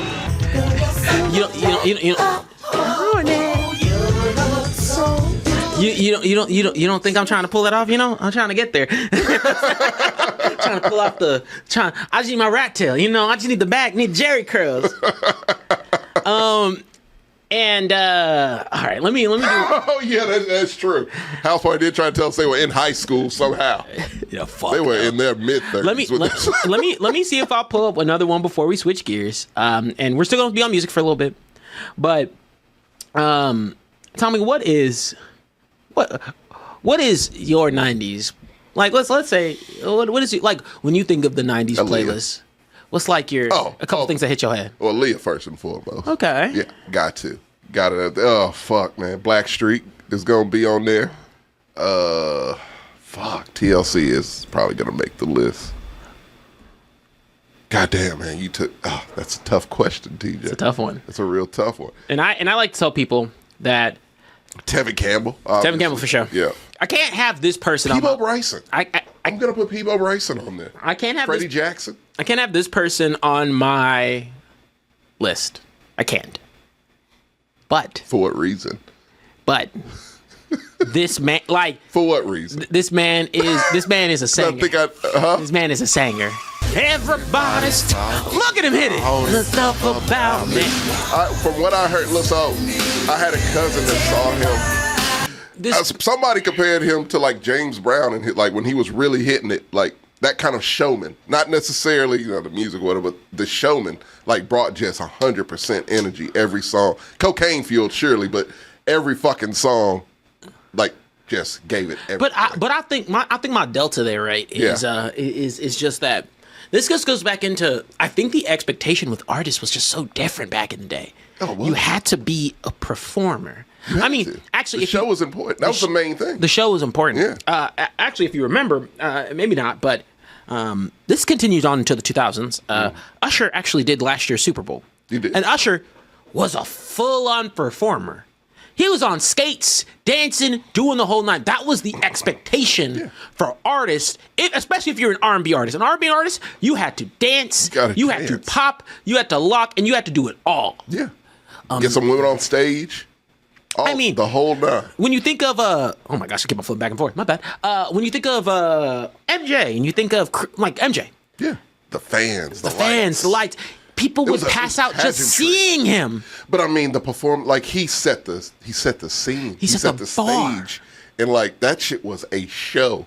It was not a show. Fuck that. It was an experience. That was his main thing. No, this will be an experience. You won't forget this. No one will top this. This will be considered the best performance you've ever seen in your life. Like that was his goal. And like when artists have that goal and they put the effort into it, like that shit is memorable, man. Well, I mean, very memorable. It leaves a taste in your. It leaves a forever. It leaves a taste forever. Yeah. And I don't think like, and I think that's always kind of talk about a little bit. that kind of goes into some of the context around just a little side tangent. Yeah. When I don't think people still know how to navigate hip hop performances. Oh man, no. Because you can go to a music festival and get a real quick sample glimpse of how some of these performers act. One of the worst shows I've ever seen was 21 Savage. Gucci Mane was mine. Really? Yeah. Like they just don't know what to do. Like it's just like it's not a show. They just sit up there, walk back and forth. A couple times I think 21 Savage put his hands in his pockets. Like it was a lot of rappers will just. And then the same night I saw Childish Gambino, which I put as one of the best fucking shows I've ever seen. Okay. Actually, I think it is the best show I've ever seen. So I actually tell people, because this goes into just the quick tangent to the Super Bowl. Yeah. People really were on Kendrick, and I was like, he did the best that I've seen a rapper do in a performance. That's amazing. Just from the pageantry. Distracted, tight, efficient. Great use of camera. Note, yeah. It was and he didn't get lost in a maze. And did live edits of him removing words. That's crazy. Brought Samuel L. Jackson in there. That was a performance. That's a rap performance. Yes. I get like that was a show. there's a difference between a performer who's good just in a there's like 3 levels. There's a performer who's good to listen to, a performer who's good on stage, and a performer who can give a performance. Yes. And you need a performer who can give a performance. Got to. That's a real artist. And some to me, artists, that completes the cycle. Because you can have, you can have industry plants. You can have your Ice Spices. Like, your 21 Savages. And you can have people who can radio. Like, I'll listen to a 21 Savage song. Some of them hit, I don't want to see that nigga live. But I will. Don't. But I'll see Childish Gambino live again in a fucking heartbeat. But that's the problem. The artists brought out a choir. Like all kinds of shit. The artists who really nail it are the ones people don't give like as many props to. Yeah. Because Childish Gambino and Chance is actually one of some. Chance is fantastic. Chance, before he fucked this shit up. We'll blow it all up. Yeah. Chance put on a he was like my first performance that I was like, this is what I should expect from rap artists. Yeah. And actually, the secret is the Childish Gambino rule of bring a gospel out, and I promise you that whole deal. But no, man, you know what? I learned that early because there was a thing in Houston called the Los Magnificos Custom Car Show and concert. Had it every year. I don't know if they still have it, but like back in the early 2000s, it was just a thing to do if you were in Houston. And I remember the first show. This was my first show I've ever went to. It was Ice Cube was the headliner, but it was 3 6 Mafia, Lil Wayne, Juvenile, David Banner, who else? I think of Little White. It was like, yeah, Percocets. Went way back. Like, it was one of those eras. But no, man, I saw that show, and I was like, it was in one of the littlest venues you could kind of have in Houston. I mean, it had a fucking car show in the back. It's a car show. Yeah, but it was like, I was watching that and just watching how a rap performance can actually you can amp up a crowd, and they're rock stars is what they are. So they got to kind of go by that same formula of how to hype a crowd and how to put on a performance. And out of all of them, David Banner fucking killed that shit. It's the artist you don't expect. Yeah, I was like, oh, I'm gonna go buy a David Banner CD now because this motherfucker it's so hard hitting. Yeah. 3 6 Mafia was good too, but David Banner, that was a performance. That was somebody who said, look, this is not the biggest crowd ever, but man, they gonna remember this shit. And those are the artists who nail it. And there's still artists who are performers nowadays. I mean, certain people have heard me say Masego is fantastic alive, phenomenal. Yeah, because he plays instruments. Yeah, so he'll play a sax with you. He'll play a nice intimate performance. And we'll move on. He give you an intimate performance. He was on the smaller stage at ACL when I saw him. Really? And he was on really the intimate. I love those small. Yeah. I saw Pink Sweat on one of those, and great. Pink Sweat's so good. Pink Sweat is amazing. If you haven't heard Pink Sweat, fantastic. Yeah. But no, I was like, he's better. He's literally the second best artist I've seen here, and it's just Childish. And that's because Childish had the huge stage. And this is not taking anything away from Childish. Like, Childish knows what to do as a performer. Yeah. But I was like, give Masego the stage, and he'd make the whole audience be super entwined. It's just fantastic. Yeah. So phenomenal performance, and I got one. I got one more song, and then I got another song that's going to transition us into our next subject here. And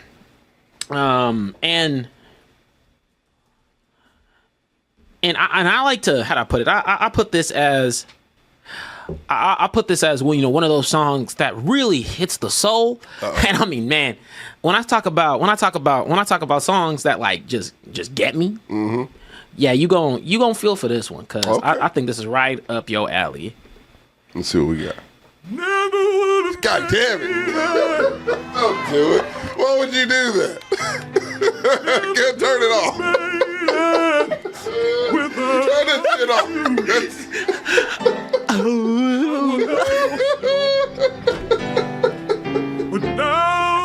Oh, man, come on. I mean, tell him, brother, stop. Tell him, brother, stop. Never.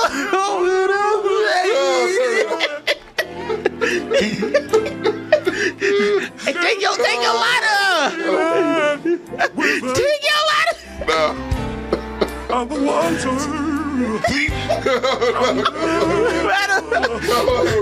Much better. No.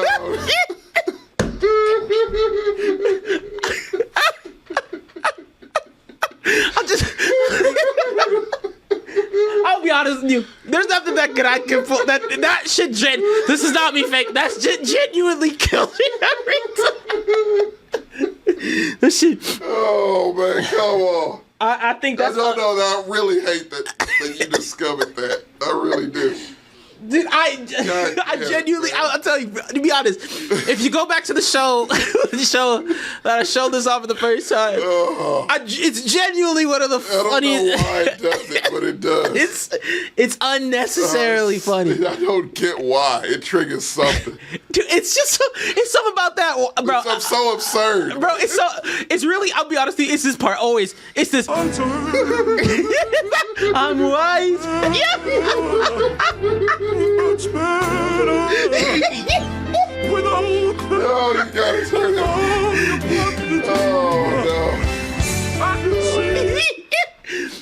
If you want to talk about, look, people get onto AI for a lot of things, but AI brought in one of the most magical. My side hurts. God damn it. Oh man. Oh man. Dude, I'll be honest, I don't know why it does that. I don't either. I don't know. I really don't either. There's something about that. It triggers everything. It triggers like, I mean, we grew up in church. I said, and like, yeah, I heard that shit too many times. And just to hear Patrick Star, and it's so on point. It's two things that just shitting. I'm wiser. Brother Patrick. Dog, I think they found the that works too well. Pastor Patrick. Tell me, brother. Oh my god! That doesn't segue into anything. Yeah, it does. No, the second song was the real segue because we're going into movies. Party all the time, though. You know, which is unironically, it's not bad. It's not a bad song. It's a good song. It's not a bad song. Rick James produced it. Like, it's a good song. It's a good song. It just throws you off that it's Eddie Murphy. That's all. Hey, Give the man a chance. Give the man a chance. And to your point, Rakeen, man, I do a hard pass on covering gospel on this show. I'll tell you what, because my soul just won't let me. I can't joke around gospel. I mean, I'm the most religious person on the show, I think. But Sammy's a guilty Catholic. I'm not guilty. Okay. But that's it. Or I won't say most religious. Someone who keeps up most with the faith. That said, it's not because of any reason like, it's fake. Shit. I have to like recoup. I'm gonna be sore tomorrow. I'm laughing at that shit. It's a cheat. It's really cheap. It's cheap. It's so cheap. That said, gospel, there's some where I just feel like my mama would just like wouldn't be proud. I can't do that. Though I could go back into so many gospel songs. You know, I might do a little tangent at the end. Just that. But underrated. I don't care what anybody says. And look, he's like, I got this. He was so happy. He's like, this is a hit for sure. So I wonder why Eddie Murphy did it. Just cause he could. I mean, he can sing. He can sing a little. Obviously, want to party all the time, party all the time, party all the time. Yeah, it's a good song. It's a good song in the sense of one of our most. First of all, that song's just good. But one of our most favorite things to talk about, and Tommy, you're getting back into it, it's just movies in general. And we love movies. I mean, that's kind of why we're here, if you really think about it. You know? Movies brought us together. Origin, and I will always, and I tell people, you know, how do I put it? You might have watched, if you watch Captain America, you know, aka Tommy hates black people. But jokes aside, you might be like, you might be like, oh, you know, I was hard on Tommy. No, because I've just reviewed with him so many times that I know when he's hating. That said, terrible. It's not. And I'll die on that. I know you will. That said, but no, seriously, when it comes to, I don't think y'all quite understand, when it comes to a movie review, it does take a little bit to get to the point to where you can kind of whip one together in between the time you come from the theater to the time that you review a movie. We did that shit on a whim. And you know what? And when we're, you know, reviewing less, you know, popular movies, I always feel like, you know, shout out to Toast, shout out to Kurt, like, hey, you know what? It's not an easy thing to do all the time. First of all, you have to sit through the movies, and sometimes you don't want to sit through movies. I've walked out of movies before. I've walked out of one movie. Which one? Oh my gosh, I can't even remember. I wanted to walk out a Free Guy, but I forgot the movie. You really despise that. I fucking hate that movie. I hate that movie with a burning passion. I don't see a single redeeming quality. I don't see a single redeeming quality in that movie. It's one of the worst things I've ever. Get why that one rubs you so wrong. Pisses me off. It does. And I don't hate Wild Reynolds. But that one makes me angry. Like genuinely, you hear the fun leave my voice the moment you mention Free Guy. Jared Goff and Free Guy. That's you want to get on TJ's bad side. Mention those two very white things. Not to do with them being white. That's unfair. I love. But I really don't like that movie. That said, I did want to take a time because I don't think we've done it on this show, and we've talked about this personally. Yeah. But let's just go through some of our favorites and chat about some of our favorite movies. Real quick, did we ever bring up the crazy conspiracy theory? And we're ending off on that one. Getting into that. Okay, cool. So what was the question again? Something like truly when you think of, it's hard to sit here and tell you, hey, do your top 10 favorite movies of all time. Yeah. But if I were to throw that question out there, right? Can you tell me some of the first movies that would come to mind? Black movies, I assume. No, it could be any movie.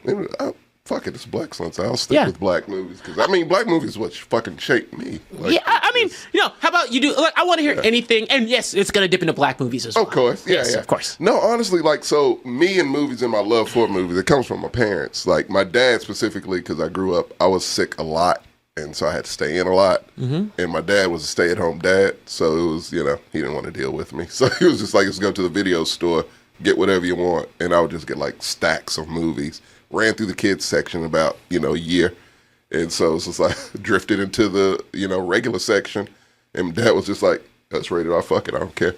So like Coming to America was one of the first movies I like truly loved. And if you've never seen Coming to America, what's wrong with you? Yeah, that's crazy to me.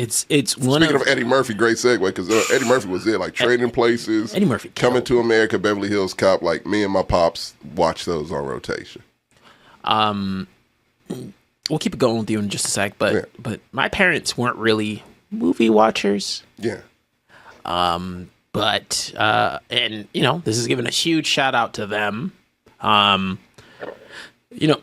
that my parents didn't watch movies. They were but we watched a lot. We watched Nigerian movies. I'm not Nigerian. We watch Nigerian movies. And if you've never seen let me do this real quick.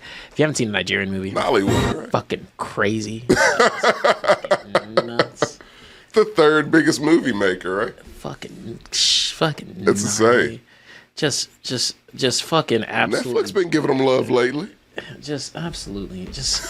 Man, if you've never seen I'm telling you, it's just. Great Game Productions Limited, Nathan for Chest. I was not expecting it to come out that hard. Oh my God. People, is this a Tyler Perry? What? And you want to rip by force? This thing got a machete? Fire go burn you. If you no love man, no Mariamo. If not, you go one be like you can no be. Now him send big man go jail. After jail, now blindness and rough them inject them with. Hey, which kind of world is this? Your own wife plan with her boyfriend to come what is happening? Oh my God, what is happening here? From winning lottery, them want clear everything. Blindness not bad, but God passed them. That's a ghost, I assume. Only one camera and one detective solved the whole mathematics. So we got detective ghosts. If you never, I would like to watch this. Honestly. I'll be honest with you. One of my biggest regrets about the Blaxcellence is that I've never had you sit down and watch a Nigerian movie because you would have the best time. Of my life, you'd have the best time. I'm a Tubi movie watcher, so I would probably love that.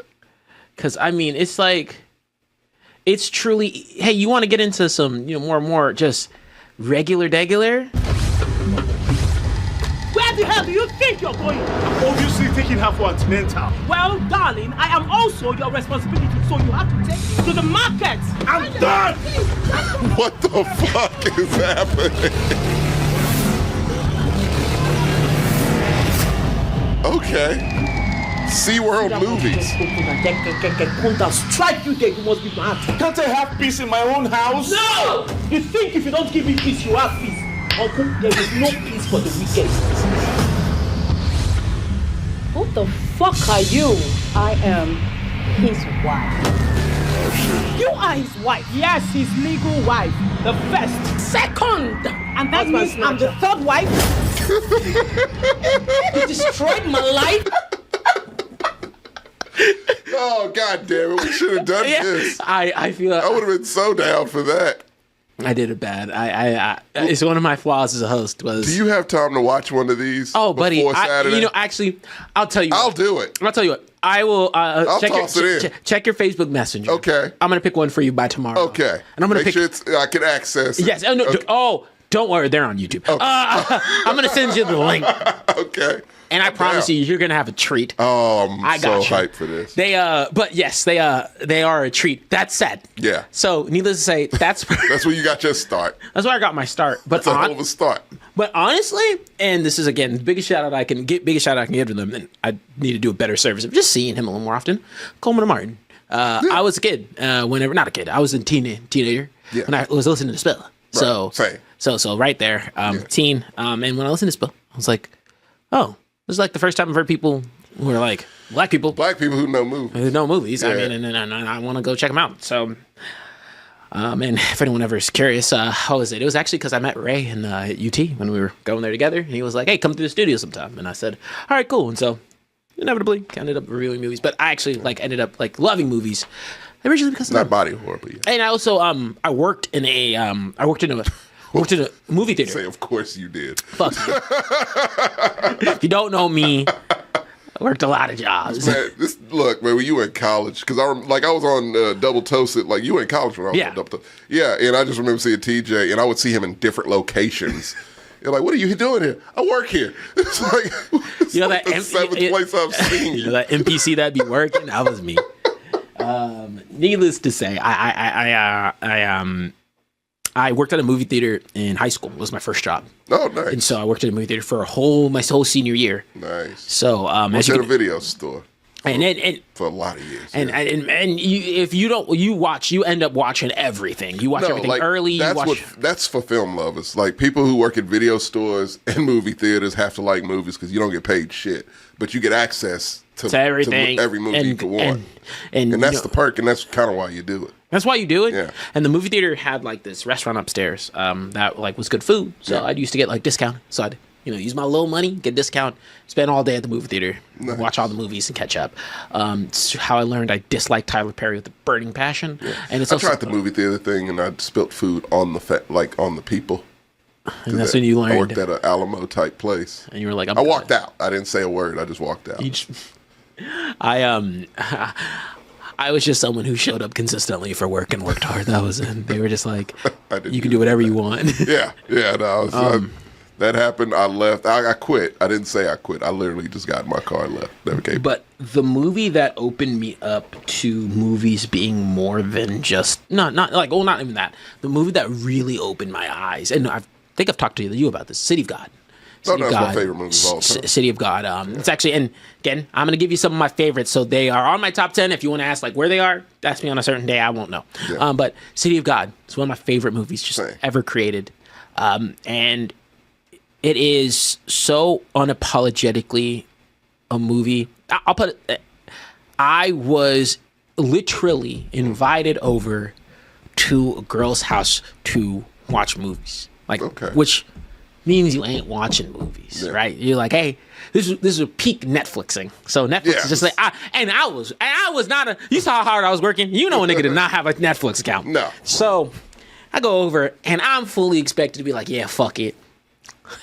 I don't care. Yeah, put on whatever. So she's like, oh, hey, I haven't seen City of God. I heard it's a good movie. Let's watch it. I'm like, okay, sure, whatever. We both. We were like, get on. Was that your first time watching? Yeah, first time watching. Oh yeah, we were I put so many people on that movie who don't watch foreign films at all, and they're like, no, I fucking love that movie. To me, it's a perfect film. No, that's what a perfect film looks like. It's City of God. It is one of the hardest to critique movies I could ever have because literally, I was sitting there, both of us were like, we have lost interest. That's the wrong movie to watch. That's what it said. We both watched it. Just in it. It's over. And then after the movie, you're probably going to talk about it a little bit. Like, it's one of those. And that ended up being me and my movie watching partner for quite a bit of time. So I ended up watching a lot of movies. But it also, but City of God's one of my all-time favorites. If you've never seen it, you have to see it. I don't even want to take that away from you. It's just it's an experience. Like, it's not even just to me, it's a fucking experience. Like, it's not going to be like a movie you've ever seen before. It's going to just be I can't even describe it. Watch it. For the love of God, watch it. Like, after this, watch it. Find it and watch it. Find it and watch it and treat yourself. Yeah, absolutely. Okay. Next movie that you're just thinking of. Oh, Children of Men. Children of Men. Fucking love. That's probably my second favorite movie of all time. Gotcha. I adore that fucking movie. What? Getting a little too real. But, no, because it's just, again, to me, pacing is important. Story, obviously, is important. Art isn't, like, just the artistic value. It's an artistic movie. It is a very artistic movie. I've read the book. The movie's better. It's one of those, that's that rare thing of whether the movie's actually better than the book. Very different, too. But, like, just the shots, the extending shots. It's fantastic. Are amazing. Just like the best I've ever seen. The car chase scene, the scene at the end, going through the dilapidated building. Like, it's gorgeous from beginning to end. Like, that movie is just, again, near perfect to me. To me, City of God is perfect, and Children of Men is, like, right there. Well, I'll take a movie from the same year, 2006, right? So I'll take a movie from the same year, The Departed. Yeah, it's good. Departed. Good choice.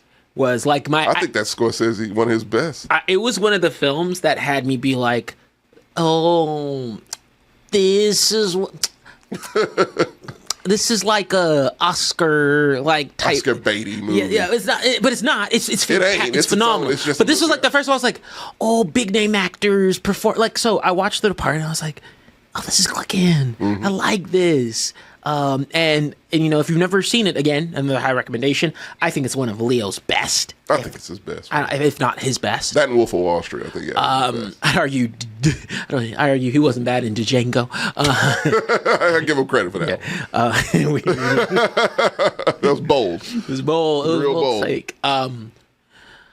So this one's a newer one, but I genuinely mean that it really reignited my passion of movies. Because after, again, one of the double-edged swords about reviewing movies is it is hard to sit through things you don't like. And if you've seen a lot of movies, it's just hard. You just start to get to a point where, like, you're not jaded, but especially in a cycle where there was a while where I was like, man, nothing's refreshing outside of... There was two movies that shook me out of my cycle, and yes, they are. And one of them, I'm going to say, is one of my favorites of all time, and no one's going to be surprised by it. But the other one is actually from 2 years ago. So, really, yeah, Everything Everywhere All at Once is one of I like that. Like is truly that's a great movie. Truly one of my favorites. And I've thought about this. I've watched it like 4 times, and I said, no, this is a movie that I left, and I was like, what's it like? There's nothing I can compare it to. No, you can't. And it just... To me, that's always the mark of a great film. If it's not like, if I've never seen anything like it, you've already got high marks from me. Like, 'cause I've seen a lot of shit. So, after all the shit I've seen, I've never seen anything quite like this. That means a lot to me. It's just... Yeah, that movie is one of those, for sure. It's just one of those ones that... Absolutely.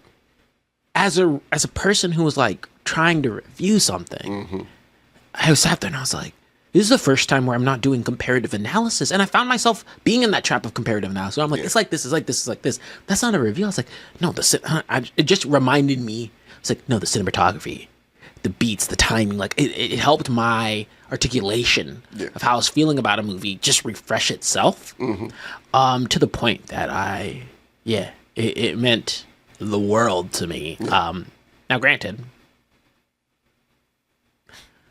I will note, I was not exactly sober when I watched that movie the first time. So that also took it to what it is. So to point blank period, it is the best movie theater experience I've ever had. Okay. Like sitting in a movie, watching it. Yeah.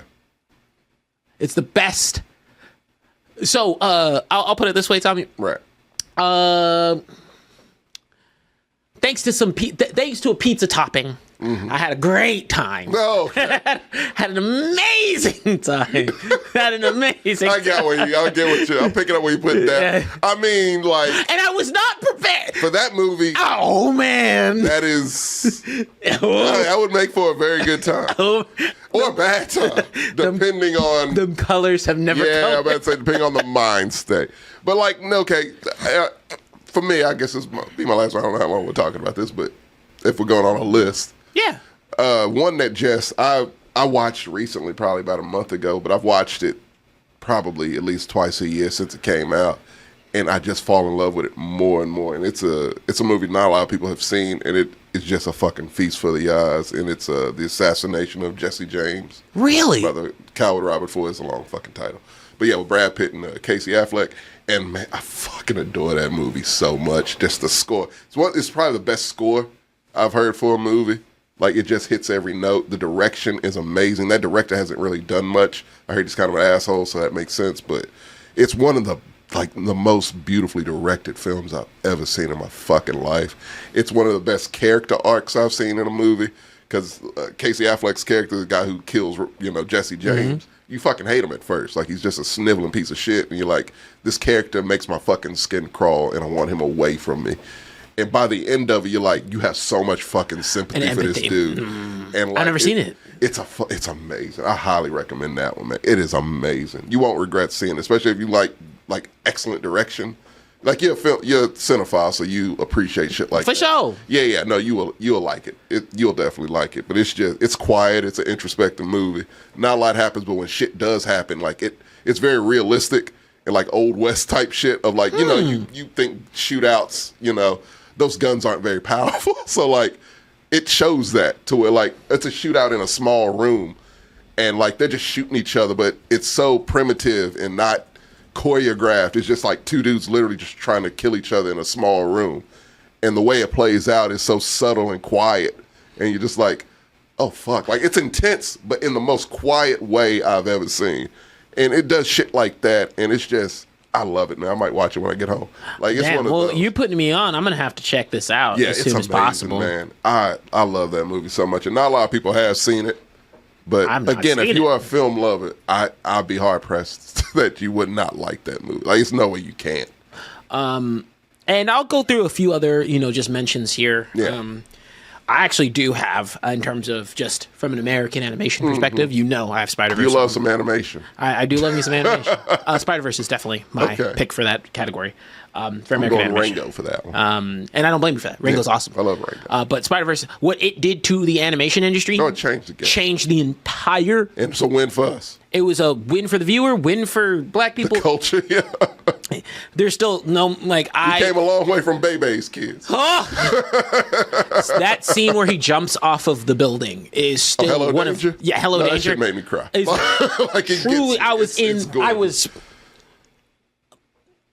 I first saw that scene, I did tear up. It got you. What is this? Who?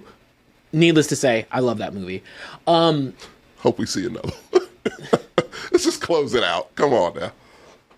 Why didn't y'all get finishing up when Shamik was liked? We got AI now. Just like toss him in there. Some other ones, and I actually have a question for you, because I have some other movie-related questions, but not related to just the best. Right. So we're rapid fire. Of course. But have you ever sat through the Ghibli movies? See, you know how I am about animation in general. It took me a while to get on the anime train. Mm-hmm. He's difficult to get on anime. Very much so, but Studio Ghibli, yeah, it's a different thing. Yeah. So Miyazaki, right? Yeah, Miyazaki. Yeah, I fuck with Miyazaki. Have you seen any of the movies? Yeah, Totoro. I've seen that. Gotcha. One. Howl's Moving Castle. Seen that one. It's one more I've seen. Spirited Away. So yeah, no.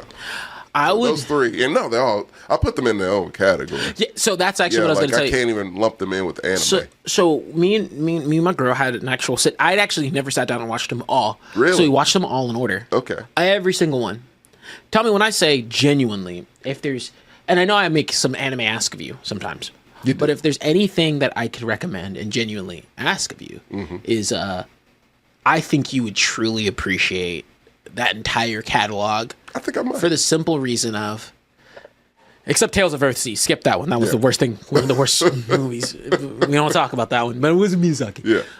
That studio has some of the most genuinely hitting animated movies, but just movies in general that I've sat through. I don't think you've seen Grave of Fireflies. No. Watch Grave of The Grave of Fireflies? Yeah. Yes, I have. Yeah, that's Studio Ghibli. Yeah. I didn't know that was Studio Ghibli. Yeah, Okay. it doesn't feel like Studio That's Ghibli. one of the first things I saw. Yeah. So you've seen Grave of Fireflies. Yeah. Actually, Nazca. No. So Nazca's great. But I'd actually say, man, there's just this touch point that goes through in terms of the thread of like, this is whimsical. This is it makes you feel good, makes you think, and there's different. And there's two directors, and I want to make sure that I'm getting the second. So everyone talks about Miyazaki, rightfully so. Miyazaki is like one of the reasons as to why.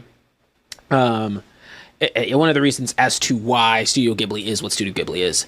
But Isao Takahata is literally the guy who is kind of the yin to Studio Ghibli's yang. Okay. What I mean by that is for all of the high movies, like for all of the more whimsical, more like touch point joy movies, Takahata's more of the think and thought provoking essence. And so he's the one who did Grave of Fireflies. Okay. He's the one who does Only Yesterday, which I think you'd love. Yeah. Only Yesterday is essentially the premise is there's a woman who's like, I want to move out to the countryside. She's just like, I'm packing up my stuff. People are like, oh, I'm a little crazy. She goes out, moves to the countryside, and literally it's just her life, like remembering how she grew up and her life currently in the countryside. And it's like a slow movie that you'll get up ending. And to put in perspective, Only Yesterday has 100% on Rotten Tomatoes. Most of these fucking things. And these are all high ass movies, but it matches Grave of Fireflies in terms of its scoring. Yeah. And it's also done by Takahata. Pom-Pok was fucking nuts. I can't even tell you about that one. But the other one I'd recommend here is actually oh my gosh, and this isn't Takahata. This is actually it is the Tale of Princess Kaguya. Okay. The Tale of Princess Kaguya is one of the most point blank period beautiful animated movies that I've ever seen. Really? That says a lot. And it's because sorry, I had to go back to YouTube so you know the first thing that hit me. But to show you what it looks like, just its art style. People do not, when I say Isao Takahata, people do not give him enough props in the Studio Ghibli camp. Like, he is the yin to the yang. That's wild. It's all Miyazaki. The entire movie has this unique art style, and the story that's gorgeous.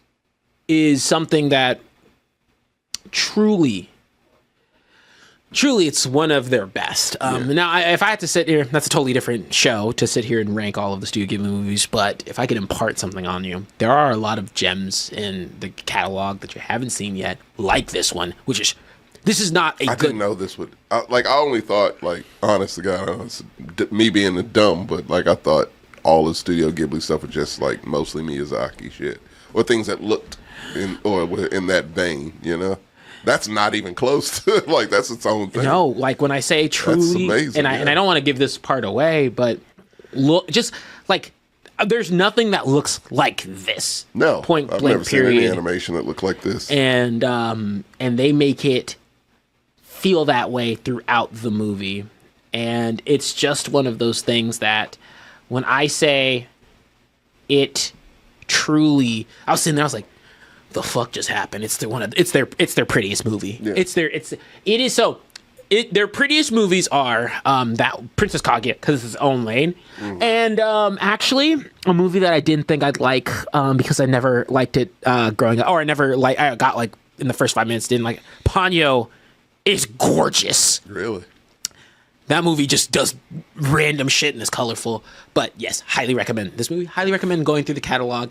That's by Blaxcellence. No, they Pop Hokel's fucking nuts. But I have to put an asterisk because you'll be like, what the fuck does TJ have me watch? That one's about tanukis and balls and shit. It's a lot of things. But other than that, I watched not too long ago. I mean, since we're just on anime, real quick, Paprika is one of my favorites. You've not seen? I own gotcha. Paprika. Yeah, no, I've had that one for years. But like, that was another one that because I always heard good things, but I didn't know much about it. And then when I bought it and watched, I was like, Jesus fuck, man, this is amazing. Tokyo Godfathers. I heard Tokyo Godfathers. My thing with anime, I love the movies because it's contains stories. Boom, boom. Like I got that. Like the series are a little hard for me to keep track of. But like, yeah, if you have any film recommendations, I'm down. So if I were to sit you down and say, here are 3 film recommendations, or 4, I'll give you a 4th one here. Number 1, I mean, I'll give you Princess Kaguya. That's a fantastic one. Yeah. I would say Tokyo Godfathers. Okay. You would love that movie, Tommy. No, I hear good. I'm hearing a lot of good things. People recommend it to me all the time. You would love that movie. It is. That movie is just sitting there like, man, these are just good movies. Yeah. And then The Girl Who Left Through Time. Okay. The Girl Left Through Time. Yeah. That is just a different art style. Yeah. But it's like a different kind of. It is something in the sense of then this director Who Left Through Time. It is a very interesting perspective, but it is almost this kind of loose early 2000s look. Yeah. That I don't want to spoil the plot, but of course the girl leaps through time. Oh. But you couldn't guess. But I wouldn't say it's like the strongest. Let me say, story-wise, yeah, pretty good. Okay. But atmosphere nails. All right. And I think you can appreciate some of those things. And these are all movies that just have different flavors and feels. Yeah. I always have recommendations if you're ever interested in movies, anime movies. Always happy to. But I always want to talk about some of our favorites here because we're cinephiles. Now, quick round of questions. Yeah. Movies that you think are underappreciated. Give me 2. Oh, I actually had to take a movie off that list because I rewatched it. It's terrible. And that was Dead Presidents. Underrated. Fuck. Like, just doesn't get enough credit. Huh? Mm-hmm. It doesn't have to be black when it just moves into Scott Pilgrim, I think, that shit should be a cult classic. It is a cult classic. You think? No, it is. It's considered a cult classic, so you can't use that one. No. All right. Okay. Shit. I think it was underappreciated at the time. And then it got its respect. Oh, okay. Well, I mean, I've stood on the table for this movie since we're just in the vein of themexcellence here. Tatane is a movie I still love. It's batshit fucking crazy, and I still love it. I know you won't touch it because it's body horror. But like, I won't touch it with a 10-foot pole. I won't even look its way. You made my stomach churn thinking about it. Fuck you. It's grotesque as fuck, but it's just good. It's just a good movie. Y'all are weird. Y'all are fucking weird. I don't know what you want from it. Y'all are fucking weird, man. Max, give me another one that isn't. Take the nasty ass body horror taste out of my mouth. So clearly you haven't seen The Substance. I take it. You know for a fact I haven't seen The Substance. You should see it. Don't you do that to me. All right, no, man. You know what? Since you're on this, I'll name Netflix movies that I feel like, because I mean, you're on Netflix, you're not gonna get much credit. That's fair. You're gonna get lost in the shuffle. 2 of them, They Cloned Tyrone. I feel like did not get a lot of media spotlight. Did not, and it, as Netflix does, it just kind of goes into the ether, and people kind of forget about it. But I can't forget about that one. I haven't seen it yet. Are you kidding me? I know. Come on, TJ. Don't take my card just yet. That is your shit. Like that's some shit you would appreciate more than anybody. Black sci-fi, hood sci-fi. Come on. Oh my God! Shut up, Keon Sloan. Oh no, you're lying. Don't. Why y'all be in the chat? Just make me have bad memories. Go ahead. But no, the second one from the creators of Free Guy, which I know is already a tough spot for you.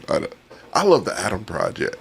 Oh, okay. I really love that movie, man. That movie that's the thing about Netflix movies with me, like the ones that hit, like it's very specific things that hit me. to where it's like a movie I would have written when I was like 16 or something. You were positive on this one. It's a Ryan Reynolds. Yeah. You were positive. I'm not even that much of a Ryan Reynolds fan, but like that movie and that plot, to me, that plot gets me, of someone going back in time and visiting their younger self. Yeah, because you said, damn, that shit hit you. That hit me so much because, like, just people being people. Sometimes you don't give your younger self the solace you should, and it's just like, God, I'll probably punch myself in the chest, some shit like that. I would go back in time and be like, yeah, Nick, nah. Like, what would you do if you ever did? And so that movie hits that of like he's so annoyed with his younger self. It's just like, God, I fucking hate you, but looks at you like, but you are an innocent little kid. To me, it's so much more to that movie, like psychologically, that they probably could have done, that I might be looking into it more than what it attempted to do. But it hits psychological notes with me, like that. That's dope. And I love. And I cried in that movie because, like, when he sees his mother, and like imagine like a parent dying, and you like, fuck, I have, like, that's what they look like. Oh, I'd break. Like that shit, like, it got me. I was like, as someone who's lost a parent, of like, if I went back in time as a kid and saw me interact with my dad, like, that shit would get me. Like, it just would. And so, like, that movie hits that, and like, he has a conversation with his mom. And you said your dad was a lot older, right? Yeah, my dad was 55 when he died. I was like 24 when he died. So yeah, crucial time. But like, yeah, no, it was it. And it's a scene where he's talking to his mom, and his mom like can sense like, you're familiar, but I don't know who you are. And they're just two adults talking. And she, her husband just died, and he's just like, give your son, please give him grace. Like, he doesn't understand. And he's like tearing up talking to his mother. And that shit just gets me. It gets me just thinking about that scene. I think it's a great scene. I fucking love that movie. And of course, I've talked about Fear Street a million times on this show. Oh God, I love Fear Street. So, yeah. But I'm with you on that second one. It's a favorite, man. I love that movie. So my picks here are, I don't think this is controversial, Pain and Gain. Pain and Gain's a good one. It's a really good movie. It's a true story. It's a really good movie. It's a good movie. It's probably Michael Bay's best like written movie. It's The Rock's best performance. It's full through. It's a great movie. It's Mark Wahlberg, one of his best. That motherfucker is sleepwalking these days. Like, Anthony Mackie was good. Like, the whole cast. It was such a good movie, and nobody saw that fucking. And no one saw it. And I'm like, Pain and Gain was. That was quality. It was hella quality. It was that one definitely sharpens the sword in terms of like just like of movie watching capabilities. And what I mean by that is, if you're someone who's like, I think I put it in my bridge movies, where if you're someone who comes in for like a Michael Bay movie, yes, I think you leave being like, huh? Yeah, that's exactly it. There was no action, wasn't much action or anything in that. Like, you still got all the Michael Bay camera movements, but it's just a solid ass movie. Yeah. I like Dope. Dope's a good one. Dope's a good one. Man. Shout out to Shamik. Unfortunately, shout out to Sheik. Yeah. I like Dope. Dope is dope. Dope is dope. And look, if you're going to say Dope, I think a companion movie, it's not a sequel, but it has the same character in it as kind of a, callback. The Wood. The Wood. I haven't seen it. God damn it. I haven't seen The Wood. Let me search this These up. are movies that are like almost made for you. Have you never seen The Wood? So the character in Dope that's a security guard, Stacy, that character is also in The Wood. Oh. Yeah. They really do, because it's made by the same director. Like, in both of those stories are basically him, like, loose, basically autobiographical stories of his life. And so, like, they go together very well. They're very good companion pieces to each other. So I highly recommend you watch Dope, watch The Wood, and vice versa. I would, okay. And then, I'm trying to think of, like, a Netflix movie. Attack the Block is a good one.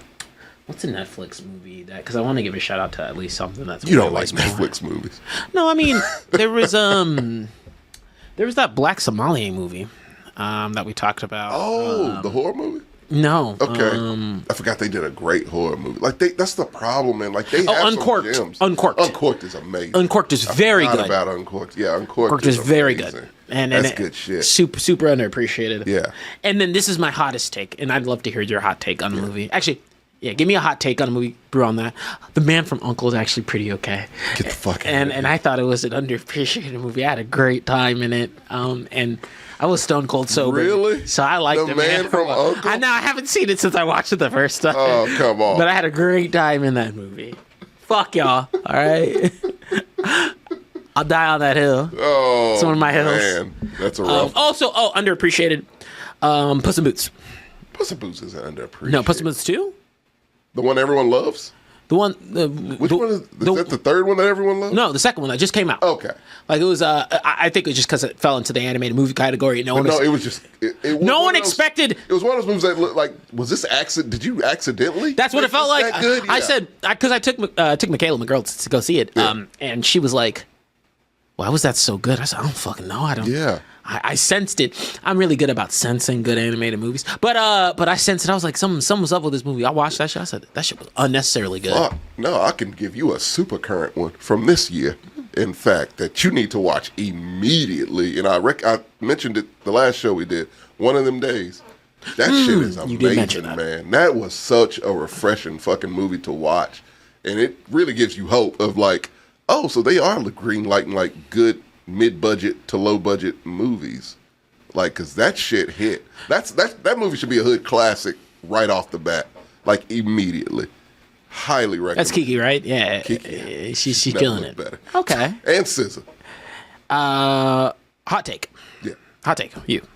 Oh, hot take. What movie that's trash? The trash movie that you're like. I'll say. I won't say trash because I don't want to disrespect this director. I think Boys in the Hood is overrated. I've always thought it was overrated. Well, I mean, the reverse of trash movie you think is good, but let's. Oh, I'm sorry. But I apologize. I mean, no, that's out there in the internet, and I'm a chop and screw that repeatedly. I love John Singleton. I don't agree. He's a legend. I don't agree with it. It's a good movie, and I'm gonna tell you where I think it's a personal thing. I just think Menace to Society hits more. Okay, that's fair. The message you're getting across, Menace to Society hits that message way harder, way deeper, and it leaves you shook when you leave. And I think that was kind of what he was going for with Boys in the Hood. And like, man, it's just parts of Boys in the Hood that I'm like, that are brilliant, that are great. But it's also too many parts to me that are just a little on the nose and a little too. I think producers might have gotten in there, like, maybe this is a little too hard. This doesn't need to be as realistic. Maybe soften this. I feel like that might have happened. And I only say that because Menace to Society exists. And if you've never seen that shit, fuck. Like, that's, like, it just hits too much. And it softens Boys in the Hood. It really does. I think those two go well together. It tells two different stories in similar places. So almost like a playback where you're like... It is. It's like, okay, if you want to see more of a hopeful-ish type of story, that's Boys in the Hood. If you want to see the realistic story, that's Menace to Society. I've never seen a main character so aimless. But for a reason. Like, the purpose of it is the Menace to Society I'm talking about. The purpose of it is for him to be aimless, because back then there was just a lot of young black men were aimless. And, like, to see a character that's almost just blank, and every other character around him is more impactful, and he kind of absorbs all of it. It's just, to me, the way they did that, the Hughes brothers, was just fucking brilliant. So that's one of my, speaking of all-time favorites, like Menace to Society is just one of my all-time favorites. And it fucked up every other Hood movie for me, man. It just did. You really... No, Tommy's super particular about his Hood movies. I am. And no, he likes them all. Just has preferences. Like, yeah, no. Then, no, I don't want to say like I don't like... I love Boys in the Hood. I think it gets... It gets the shine that Menace to Society got. Should have had, yeah. Flip that. Movie that should have got... That should have got credit that didn't. Boomerang. I don't think Boomerang gets enough credit. A lot of people don't even know that movie exists. You're right, actually. Yeah. You have to be a little bit of a deep cut. Yeah, I think it should be a Christmas movie because it is kind of a Christmas adjacent movie. Like, it takes place in the winter. I don't think it's a Christmas. But no, like, people don't talk about Boomerang, man. Like, Boomerang is like, we know because we just know. Mm-hmm. But people who, like, it's a bunch of people like, what the hell is Boomerang? It's on Eddie Murphy's great. It was important too, like in that time in the 90s, to just see a black movie with like well-off black people. Not middle class, like, no, these are black people with money who have high-powered careers and live in very nice parts of Manhattan. Like, I'd never seen that before until Boomerang. That's fair. That's fair. It's a comedy. Like, nobody's getting killed in the 90s. Like, hood movies reign supreme. So to see something like that was like, oh shit, this is refreshing. Damn, my next one wasn't even going to be. You picked all the serious ones. I was going to say Cool Runnings. It's pretty good. Cool Runnings is underrated, is it? Cool. I feel like Cool Runnings is underrated. Has it gotten underrated? I don't know, man. I haven't seen it in a while. No one talks about it anymore. Cool Runnings is great. Again, yeah, it's like I say, movies that exceed a generation. Is that, that's the thing? I don't think Cool Running. You're right. I don't know if that exceeded to the next generation. But when you think about Cool Runnings, you can't put nothing but a smile. You be like, oh yeah, I like that. It's just a good sports movie. It's a good sports movie. It's a solid sports movie that doesn't get talked about enough. Says you. Says me. Yeah. And I'm right. All right. A couple more, and then of course, I'm respective of time, so right. A couple more of things. So Tommy. Yeah. And again, this show was really a love letter to us as people, and just talking about the fun shit that we've talked about over the. We've talked about food, we've talked about history. Some of our history shit was really that's what I said. Yeah, our history stuff was some of our favorite content. Shout out to Granville T. Woods. Granville T. Woods, man. And Tommy, thank you for coming out and showing out for mostly every show, except for those times you went out and got milk. But you're back here today, and that's what matters. I made it. And shout out to Jordan. He's can be here today, but he went out to get milk again and hasn't gone back. We'll take turns. But seriously, like we've loved being able to put together these things and just be able to talk about. It's been fun, man. It's been really cathartic just to talk about black shit happening. What we like, and a lot of times I know that for the last few shows it's been recent events, but just a lot of black shit kept on happening in recent events. Yeah, and just showing that black people are not a monolith. Like, we talk about many different things, about many different interests. We just talk about anime, like. Yeah, we know things. Like this, the Blaxcellence isn't all just, black things. Like, we just drop a nigga left, right, and center. No, we talk about deeper shit. And then we'll drop then we'll drop it because we can. We're allowed. But that said, there is a conspiracy theory that me and Tommy have talked about before. What's this? Yes. Yeah. Where, for some reason. I thought about this the other day, too. Tommy, would you like to set the stage a little bit? I would. I don't know how old people in our chat are, but if you're around our age, you'll notice something we've been talking about the 90s a lot here. Movies. We talked about shows, how there were a million of them everywhere. Hood movies getting greenlit left, right, center, but just black movies in general getting greenlit left, right, and center. There was a prevalence of blackness in the 90s. Always. Just always there. Always there. And strongly there. There. You couldn't avoid it. You turn on Fox, ABC, you're going to see a black face. And shoot, we are like. One of those days of the week. What is it? Sammy and I were talking about it earlier. The fucking Burger King kids box. I forgot about that shit, man. Couldn't go nowhere without a black face Burger somewhere. King Kids Club. That's basically Vince from Recess, but yeah. I fucking took the textbook and ran with it. But no, there was like we had representation, man, and like just naturally there. Because me and you were talking about I don't know how we even got on it, but it was a thing of like representation was such a big thing. Now it was literally, I drove you home. We were talking about this, and we sat there for like a moment of silence. Like, wait a minute, we had more representation in the 90s, huh? You were like, it didn't. Damn, yeah. Yeah, we were left, right, center, and everywhere in between. Everywhere. In that small scope, before the internet, before, all these things, like, we were in the main scope. Black people were. So, like, say what you will about being progressive and progressing as a country, we were there. Martin was on Wednesdays. Fresh Prince was on Mondays. Like, it was days of the week on national television where millions of white people, black people, Hispanic, no matter who you were, if you lived in the United States, those things were on. Black faces were on primetime television. Black faces were at the movie theater. Black faces were on the side channels every too. Every week almost. UPN. We had a whole network, TJ. A whole network. Not BET. We had UPN. Monique had a show. Monique had a show. We had Moesha. Hell, we had Homeboys from Outer Space. We had all that shit. The fact they could make a show called Homeboys from Outer Space, on a network because I mean we just make black stuff here, and people don't even and like. It's just like it's wild. My Wife and Kids, like you had a bunch, ABC. and you had a bunch of shows that were The sprinkled in. Hughleys. Yeah. No, My Wife and Kids was No, but the Hughleys was a show too. Oh, the Hughleys. Yeah. That's what I'm saying. Yeah, so they were everywhere. And then something happened. Yeah, the snap. Somebody got an Infinity Gauntlet and just snapped that shit out of existence. Where? Because we don't. Well, we have a couple now, and that just kind of came about. CBS is now has a little phase of black shows. They got Cedric the Entertainer and Damon Wayans now, and I think those are the only two black shows I can think of. Kaz, we'll talk about your question at the end of the show, but to your point. It's the combination of a couple things, because I think I've talked about this with you, where I was like, well, TV syndication in and of itself has become less relevant platform of how we typically watch things. Yeah, streaming. And when you have streaming, it's so scattered. It's everywhere. That, I mean, it's hard for any show to gain traction. Mm-hmm. That said, it just felt like there was more prevalence in black media at the time. Yeah. Before any, of the progress and things that we've made nowadays, which has been beneficial in a lot of spaces. Don't want to take that away. It's just a fascinating introspection to be like, dang, I feel like we had it in the 90s. Yeah. And then somewhere in the 2000s. It vanished, man. I wouldn't say early 2000s, somewhere in the mid 2000s. It was mid, yeah. It was gone. Disappeared. UPN was gone. And suddenly, all the shows we grew up with were gone.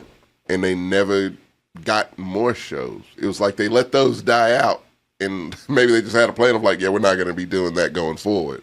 And that's what it looked like. Because I'm telling you, it was periods where not too long ago, like it was just no black people really headlining a show. Black movies haven't been a thing in years. Like you'll get movies starring Will Smith or Denzel or some shit like that. They aren't black movies; they're just movies. But movies, this year was the first one that came out the gate with one. Yeah, and we would get maybe one every few years, like you get a girls' trip or something like that. But it wasn't like back in the 90s, man. It would be like girls' trip, a week, two pass, get another black movie, a week or two would pass, you get another black movie. Meanwhile, Martin's still thriving on Fox, and we got UPN. Things hitting syndication with Syndication, Fresh Prince is on syndication, it was just, and it's not like, and I want to make it very clear, it's not like some shows didn't get done dirty. We've talked about, Rock got done. We've talked about Living Single, being Single got done dirty. The original, I'm happy the real are, Friends are going back to that one though, so that's a good thing. But yeah, so many shows got done. I mean, yeah, Friends ripped off. I mean, by the fucking creator's own admission, Living Single. But I would say, and during that time where, and I actually think it was this weird, I want to say exclusion, because I don't think it was excluded, but I think it was this weird navigation of a lot of trending shows that just did not have a prominent black character in the regular fold. What I mean by that is when you think about those bigger shows. I'll use Friends as not the example. Yeah. Seinfeld, I'll even let that slide because that was still 90s where there was other shows where that was thriving. Right. How I Met Your Mother. I hate that fucking show. Wayne Brady was came in sometimes as Marty's brother, and that was it. Yeah, that was all. That was all. Yeah. Friends, Aisha Tyler came in. That's the only black character I ever. They had what else? There was, oh my gosh, I had it on the tip of my tongue. The Office. Oh. Where that's. They had Stanley. They had Stanley. Yeah. Then they had, oh my gosh, I forgot the character's name. But they had Craig Robinson.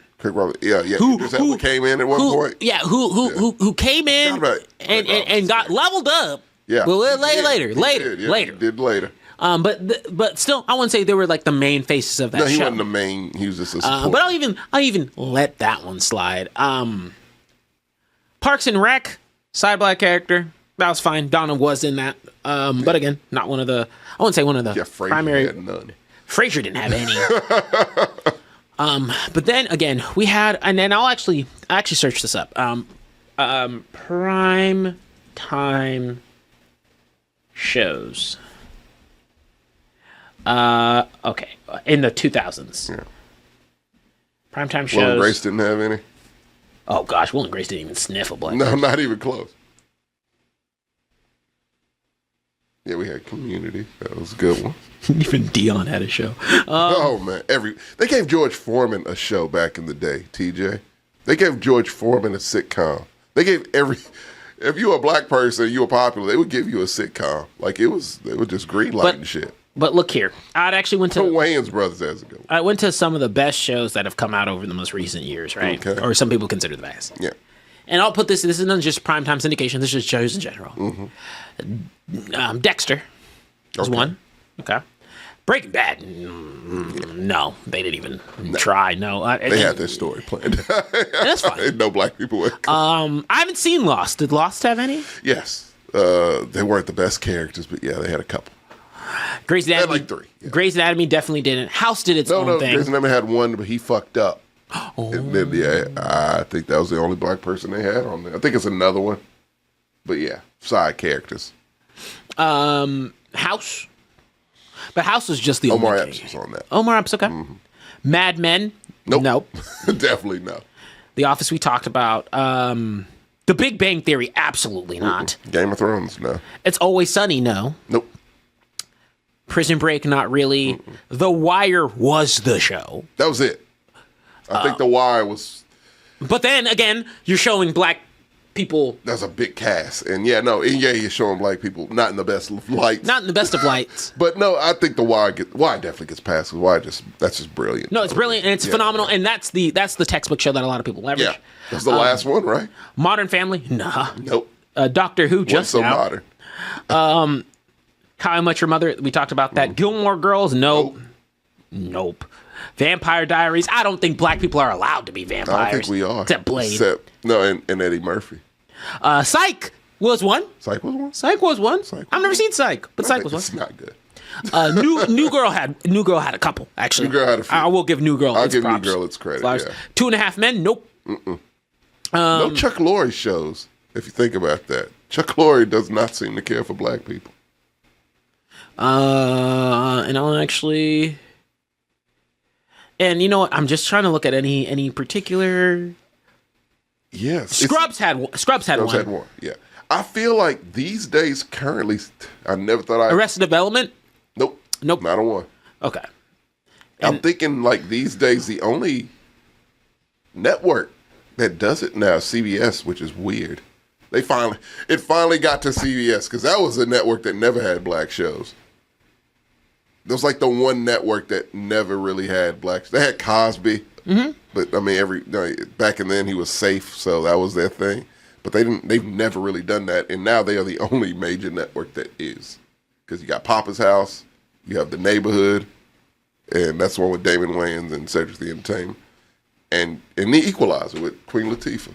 Like that's still going. That's still going strong. Huh? Yeah, that's a popular show, and so like it's crazy to me that those three. Thank you, Kaz. Everyone hates. Shut up, Keon. Everybody hates I have to Chris. ban you. Kings and Queens didn't. I don't think. Nope. It is one. Kings and Queens? No. Everybody hates Chris is a strong one though. Very strong. It's a strong one. It's another one that was on CBS. Something in Bathsheba. I forgot the name of it. It's a weird name, like Joe and Asheba or some shit. But that was one that was on. No motherfuckers aren't in Disney Channel. CBS. Leave Disney Channel we ain't out doing Corey in the House or That's So Raven. And Atlanta's niche. I'd still argue Atlanta's niche. Atlanta's super niche. Yeah. But the problem is we got The Chi. That's still going. The Delta, and yes, the Boondocks, of course, is the show. But when you think about those, how scattered these shows are. Well, the Delta we had was it was a lot of scattered. It's a lot of like we had to think in the 90s, but we were consistent in the 90s. I'm talking, we were flooding the market to the brim. I didn't say we were flooding. We had our space. It was a time in the 90s, black people had their space, and like they were like, this space is reserved for black shit. And we were always in the like whatever the case, we were there. Whenever the shit, whenever something came out, we had our shit ready to go to put out. And we were there every week, every day. We were always in your face, not in a bad way, but we were there. We had our place, and they erased that place. Gradually to the point we didn't even notice until we noticed. Well, I mean, I also think that the way that we navigated subject matter was also just different. Yeah. I don't want to get near this with a 10-foot pole because this is not. I mean, this is the type of show we do, but just being mindful. Blackish is one. Chromish show. Not the best show. I can't. I'm not going to take that one away though. Yeah, not going to take that one. there. It's there. It's actually real and it's really popular. It started off Grownish. well, and then it just kind of straight. But what did I want to say with this? I always think back about that Static Shock episode. Which one? One where Richie's friend, Richie's dad, straight racist, and they don't even. Ryan's like, he does not like you. Like he's like, oh yeah, you can come over to my crib. My dad won't be there. Mom's like, oh yeah, cool. You can spend the night, have a great time. Dad comes home, vibes change immediately. And it's just fascinating because real quick, Abbott Elementary, we do. Abbott Elementary, strong. That one's keeping it up. Yeah. And that's actually the one that's keeping it up. You're right. That's the one keeping it up. And that was didn't feel controversial. I mean, shoot. Fucking Sonic would come on and be like, "Don't touch kid." Like if someone tells, like shit like that. Where special episode. But Static Shock would just naturally fit that in. Yeah, it was a black character ran into a black issue, unapologetically on children's television show. Always. No drama, no nothing. Just a thing that happened because you talk about the subject matter. You can address it. There's a bunch of the cartoons that were on also. Let's not even start there. We were everywhere. And authentic with it. Yeah. Static Shock wasn't fake about totally it. real. And it wasn't manufactured. It wasn't white producers and writers on it. It was black people involved in making this shit. And I'd even say, they had black villains as well. Just the whole nine. Yeah. So it's such a cool, interesting perspective to where things have changed. Duke was right. I forgot Ebon did have dyslexia. They just went in. Ebon was a fucking bitch. Yeah. I can't read. Yeah. But I just think it's fascinating how the pantheon of how we approach media and the consumption of it has changed too. I think people are able to seek out the type of content that is unilateral to whatever they believe in. Everything's niche, yeah. Everything's a little niche. Yeah. I mean, I think there's a pro and con to that. I think it's pro and con to it. The pro is I can cater myself to video essays on whatever I want, whenever I want to. Yep. If I want to be in Filmland, I can. But in the same vein, I don't have to be challenged. No.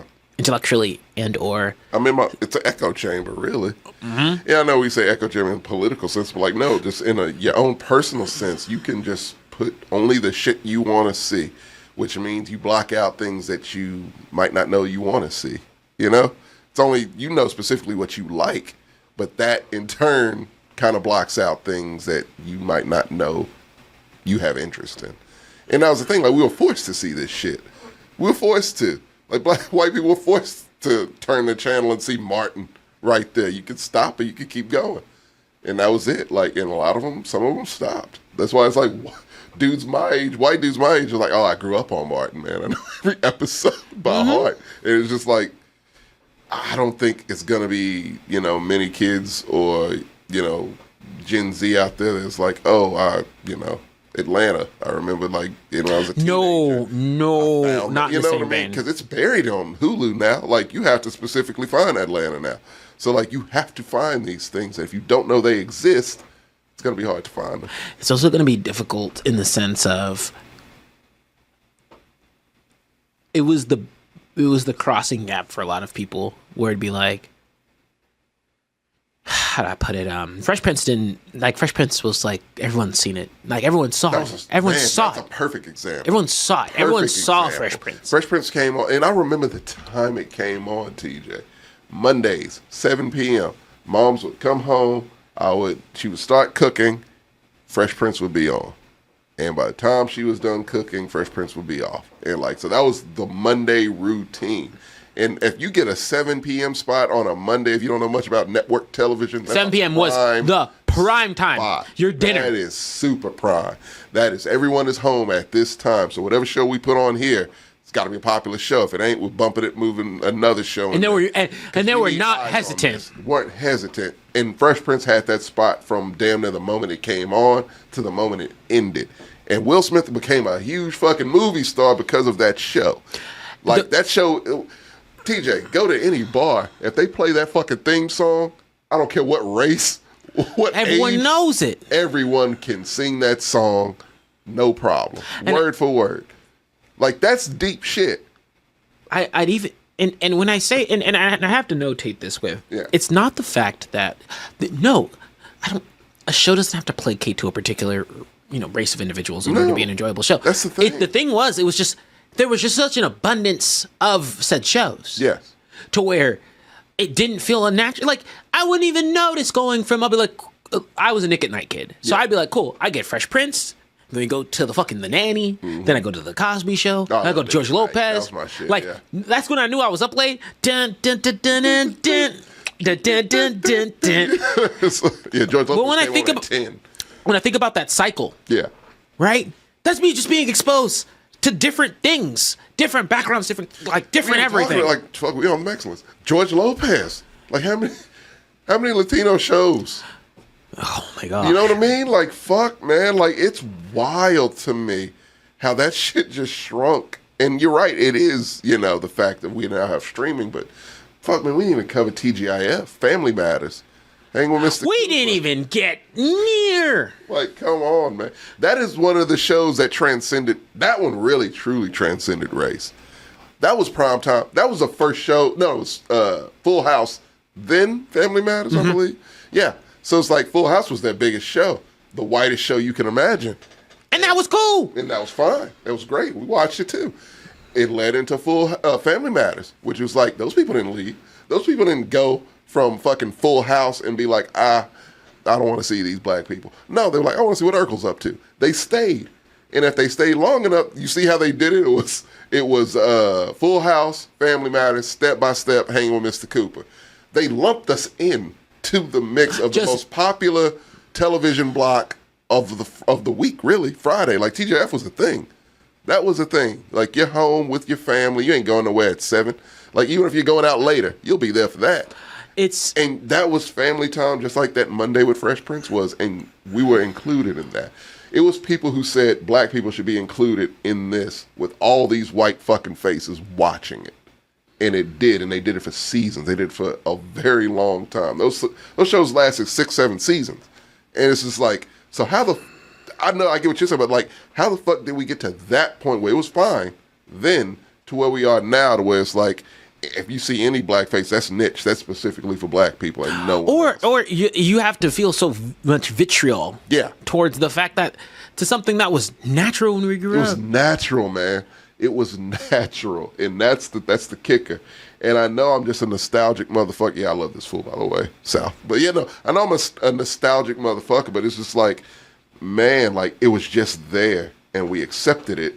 No one really questioned it. Like, everyone loved Urkel. Everyone loved, Hanging with Mr. Cooper. Everyone loved the Cosby Show. Everyone loved the Fresh Prince. Everyone loved the Cosby Show. Those were parts of our pop culture. And no one questioned really the race of it at all, which, shocker, no one did, as far as I know. And it wasn't even like, and the thing was, these were families who were actually rich and or normal. Yeah. And or fucking My Wife and Kids. That's just a normal dad. Normal dad. It was no like buffoonery. No buffoonery. It was just middle class black families going through the sitcom norms. Like, that was it. And Fresh Prince, a rich black family. Cosby Show, rich. Like, Hanging with Mr. Cooper, middle class. Family Matters, middle class. Like, it was. The dad was a police officer. For fuck's sake. He was a cop. Mr. Cooper was a teacher. Like, it was always that.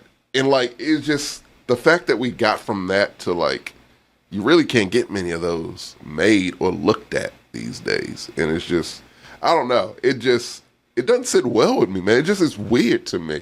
To me, it's just another thing of just like, if anyone says, yeah, no, they're not trying to erase black people or blackness from America. Or minority voices. To me, that was like one of the main things. Like, no, the fuck, they aren't trying to do that, because we had more than, we've gone backwards. We've been race has been weaponized. Yeah. In a way that's not like that it never used to. And I'm not saying the old timer, but there was different issues. That's the Delta. There was different issues. A lot of things were still prevalent. Not gonna act like it was a perfect time. Full point blank period, stop there. Yeah. The Delta is from a media perspective, where having a metro kind of like having a fucking. I'll use animation as an example. Mm-hmm. You remember Magic School Bus? Yeah. Every color kid in there. Yep. Every type of kid. They used to do that with it. They used to do that with all the shows. Recess had Vince there. Yeah, had Vince there. Chilling. Hey Arnold. Hey Arnold was natural with it. Hey Arnold, he was broke. That's a beautiful show. I watch that shit like now. Like anytime that shit holds up beautifully. You will get so much out of Hey Arnold currently as an adult, I guarantee you.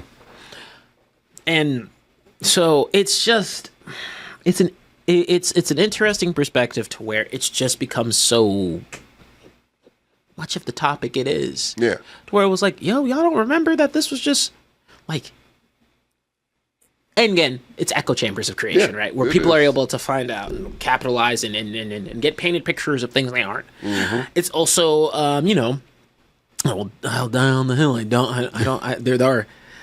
There was that period of film and media switching from hood movies and just black people doing black things to nothing but slave movies. And that was its own thing for a while. And I wouldn't say even hood movies. It was also Tyler Perry doing Tyler Perry things. So Tyler Perry took that space. That's why I like our beef here on this show with Tyler Perry is that it totally came full circle.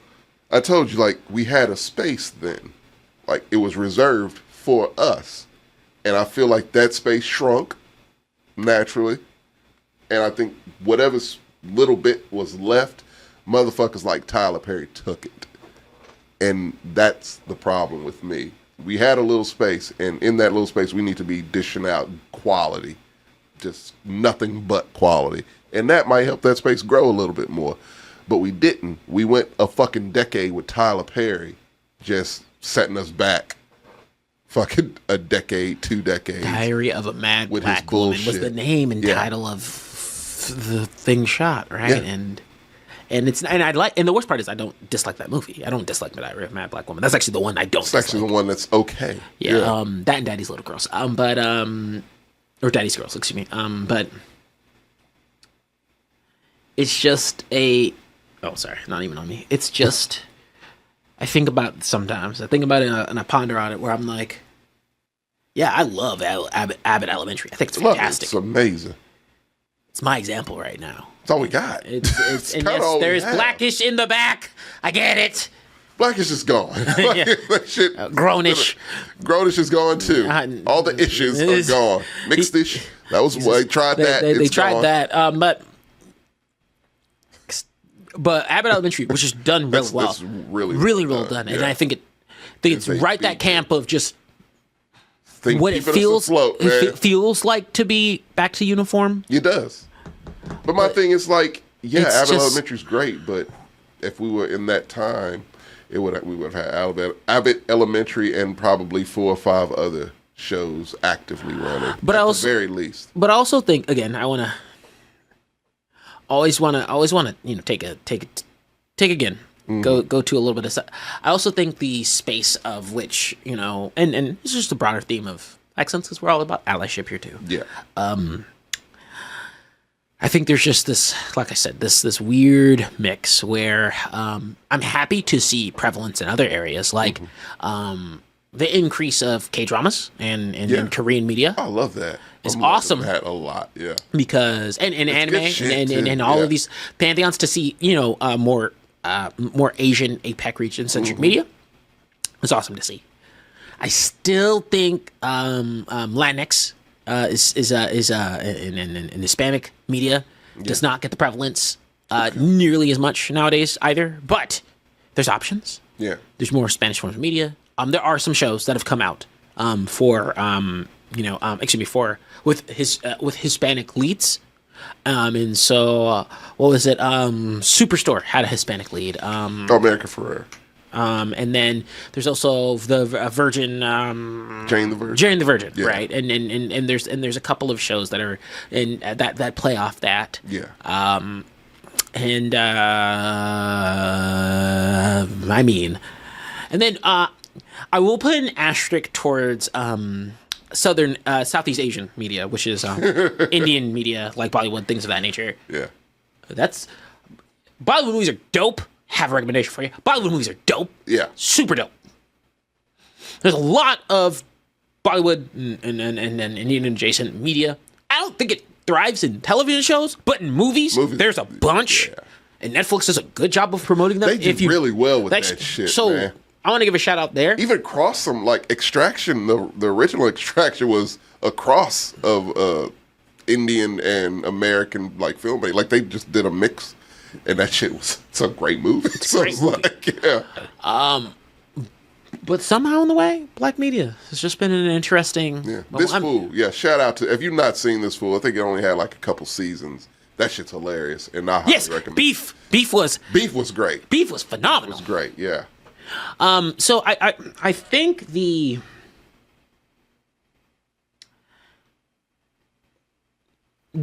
thing that we'd love to see is just that overabundance of media being front and center and talked about in the healthiest ways possible, where there isn't a quote unquote weaponized acronym that shouldn't be, that by all accounts shouldn't be, but is. It's there. And also just the matter of like, yo, it's just a thing that should exist in the cohesive media because that's what makes media fun. Yeah, like fuck, man. The one perk of being in the era of media we're in right now is we have 1,000,001 options, and the thing is like, fuck, man, you put banners up like. You can greenlight a shit ton of black things, a shit ton of Asian things, a shit ton of Latino things. Like, you can greenlight all these, and there's actually space for them. I know I talk about the space, but now the space is kind of infinite. If everything's a niche, then fuck, man, produce it and promote it, I guess. You know, because we can have our space. We can crowbar our way in there just like everybody else can now. Or I think that there's... Hey, look, I want it, and I know you want it. Like, it's people who want it. You know you. So it's just like... Come on. I also think there could be a case where Netflix has almost like this kind of like 24-hour, we're just playing things from our catalog option that's just there. I fucking hate Max, but they have that. And I'm like, finally, like that's smart to have. Just playing shit from your catalog in the back. And it's like, it's a channel. It's just a channel. Turns into a channel. Yeah. And just have individual channels. It's like, I'm just going to play things from this catalog. Yep. Because what that does is somebody could turn that on in the background and be like, oh, what is this? Let me sit down and watch like we used to do. Can catch you. Fuck, that's how TNT and TBS just existed. They are the ultimate background movie networks. And that's like most of the movies I've discovered were from TNT and TBS on a Saturday. And I have cable right now. Fun fact, it's used for sports shows. No, that's all I have cable for. It's sports. Yeah. And please don't put sports on streaming services anymore. I don't want that there. I like me my sports on. There's something about having my sports on cable that's nice. Yeah. Put my sports on ABC or Fox. Like I'm good with that. I'm okay. I'm okay with that. Tommy, we've had a fantastic little catch up and just it was fun. And just a jam session. Kez asked again, like I mentioned at the top of the show. No, this isn't necessarily the last place you're gonna see our faces. We're just taking a little back seat, and it's And I will say earnestly, at least for me, I won't speak for Tommy, but I can speak for Tommy from the last show. It's possible for us to not want to review something or sit down and chat. Yeah, man. Like it's kind of a part of us. It's therapeutic for me. I can only not do this shit for so long. So don't worry. Don't worry. Once everything gets off to the races with some of the other creative mediums and things of that nature, we'll definitely still be around and very happy and proud. The other network about that is Tom's not in the Discord too much, but Discord's still gonna be there.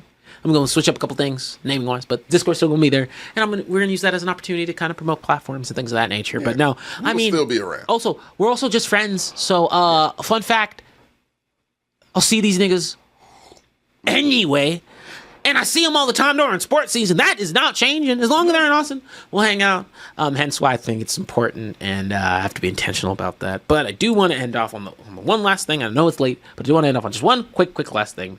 Tommy. Yeah. We haven't talked about it before. Oh, don't. No. I can't trust you anymore. But it is in this camp. Gospel song that comes to your heart. What gospel song? No, it's a gospel song that comes to you. Oh man, A gospel song from your mama. Gospel. From your mama. Oh, that fucked up part is probably the Patrick Star. It's like, oh yeah, the Mexcellence. I don't think we can say. The Mexcellence. Oh yeah, we get Gertz in here. Do a Mexcellence. Get out of here. Oh yeah, Kirk Franklin. Yeah, most Kirk Franklin. Kirk Franklin. Oh, I got a little song. What happened to Kirk Franklin? Somewhere in there. Got this is the normal. Okay. It's like, where's my shit? I gotta go. Every funeral you've ever been to. Every funeral you've ever been to. My funeral if you too. were black. that song will be played. I will say. It's a great way to end the Blaxcellence. I think the Patrick Star one is the best. Oh god, no, I can't do it physically. I said Patrick Star is the best version. My mom loved gospel mixes. But I love me some. If you get a hold up, I'll end off on a gospel choir real quick. Gospel choir. Just when a gospel choir goes off, they go off. Oh shit.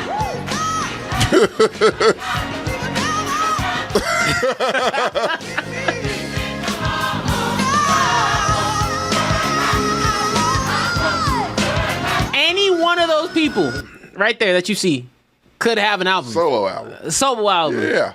But it's not even fair.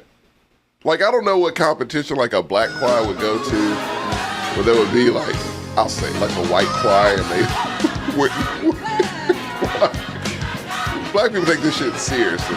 Oh man, we take it hella seriously. But also orchestrated. Hear that brother singing? Hear that lady singing? Hey, they have some notes for Jesus. Look, even if you're not a religious person, I don't understand how you can't listen to some gospel. Oh, it's gonna get you, and you be like, it's gonna get you, cause I be sitting there. Those voices pierce through. Yeah. Cause it's gonna have you be like, if you listen, I promise you, go on a road trip, listen to gospel music for like a good chunk of it. You gonna have to it's gonna have you in a trance. You're gonna reevaluate some things. You're gonna be like, damn, I gotta go to church on Sunday. Maybe I wasn't listening. And then you'll get out the car and you'll be like, leave your mind. But man, that gospel stuff is a hypnotizer. Why I say that is I accidentally put on a gospel station. Like, you know when you're flipping channels? Yeah. And like you try whatever's clear. Like whatever's clear. Yeah. Cause in my girl's older car, like you have to go to whatever is clear and then you can kind of do it. That shit was so funny. Cause like I accidentally put one on as I was flipping through to like fix connection. Yeah. And I was like, hold up. Then I was mesmerized for like an hour of that drive. I was like, what happened? Where am I? I fucked around. Where'd this cross come from? It was literally channel surfing and fell on BET's Celebration of Gospel. That shit stayed on. Cause it was like, oh damn, man, he's singing, huh? Your girl came back. Why is he cleaning? Why is he cleaning?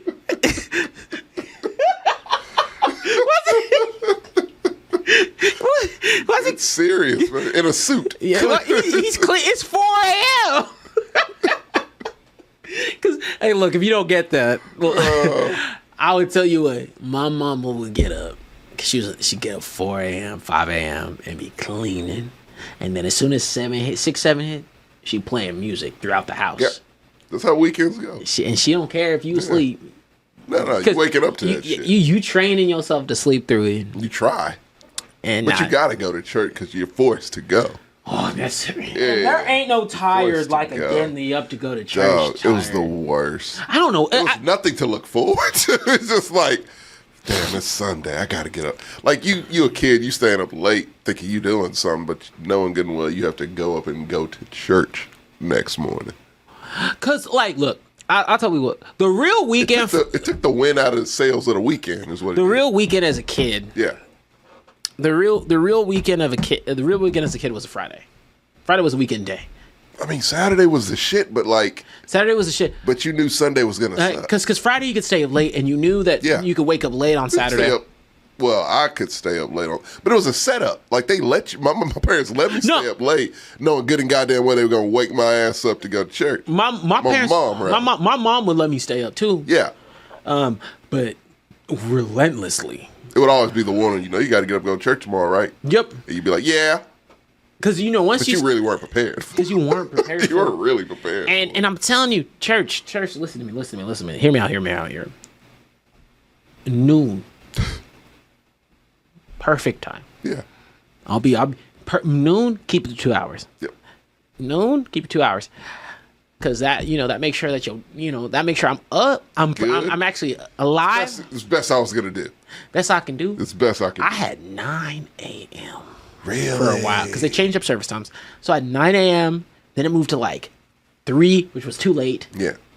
Because then you'd be like 3 is way too late. Yeah, because 11 and 12 was 11 was and 12. the key. Perfect. Yeah. 11 is actually the best. 11 was the best. You get out about 1. And you can come back now. You good, nap a little bit, But they just church didn't get the memo. Or fun fact, my weekdays don't mean shit to me. So like church on a Wednesday, that'd be dope. Yeah, no shit. Like I would like my weekends. Just Wednesday I think is the perfect time for church. Yeah, Wednesday I'd be like switches it up a little bit for the week, Have some Jesus after school. Little Jesus in the middle of the week where you probably need it. Oh no, let us run a church. The Church of the Blaxcellence. We'll put you on game. 30 minutes. Seriously. On a Wednesday. Thank y'all guys for, what has it been? Damn near 3-4 years of shows. Yes. Definitely since COVID. Definitely since COVID. Yeah. Thank you for letting me take the charge on being a host. And don't worry. God damn, that was, yeah. And it's been a long time. 2022, yes. 2022. Fuck, man. But thank you for letting us be a host. Thank you for letting us take you through the navigation. Definitely, don't worry. Not the last time you'll see us. But I'm taking a couple weeks off. So taking a little break. That said, if you guys want to highlight after Saturday. After Saturday. Yeah. We've still got shows. Come to Thursday. Got Top 5 Waifus. Tommy won't be there, but that'll be a fun night. But Saturday will be a Y'all are really doing the top jam. Waifu. Might as well. Well, I mean, we always promised that'd be the 100th show. There, right? Yes. Okay. I might stop by that one. Hey man, if you want to listen in on some ratchet ass activity. And I still, no matter where I am, there's always a space for these types of conversations. So don't ever hesitate to slip in my DMs, reach out to me. I'm going to be more active in the Discord. I'm going to do a better job of leading that charge. And once we get everything coordinated, don't worry, I'm going to have some spaces for you elsewhere too. So that said, it wouldn't be right unless I put out our own don't worry, our actual outro. And Tom, anything to say to people while I do that? Oh, I've loved every minute of this shit. God. No. Okay. God, I'm considerate, dog. Don't do it. I'm considerate. Don't worry. I'm a nice guy. I'm a reasonable and nice host. I'm literally just putting on our good old outro. But no, yeah, anything you want to say to the people? Say bye properly. Goodbye, people. It's been a pleasure. And again, yeah. And you know how it is. Keep an eye out for us. Fuck you. Bye, y'all. Hold on, I gotta fade to black. Never could have made it without you.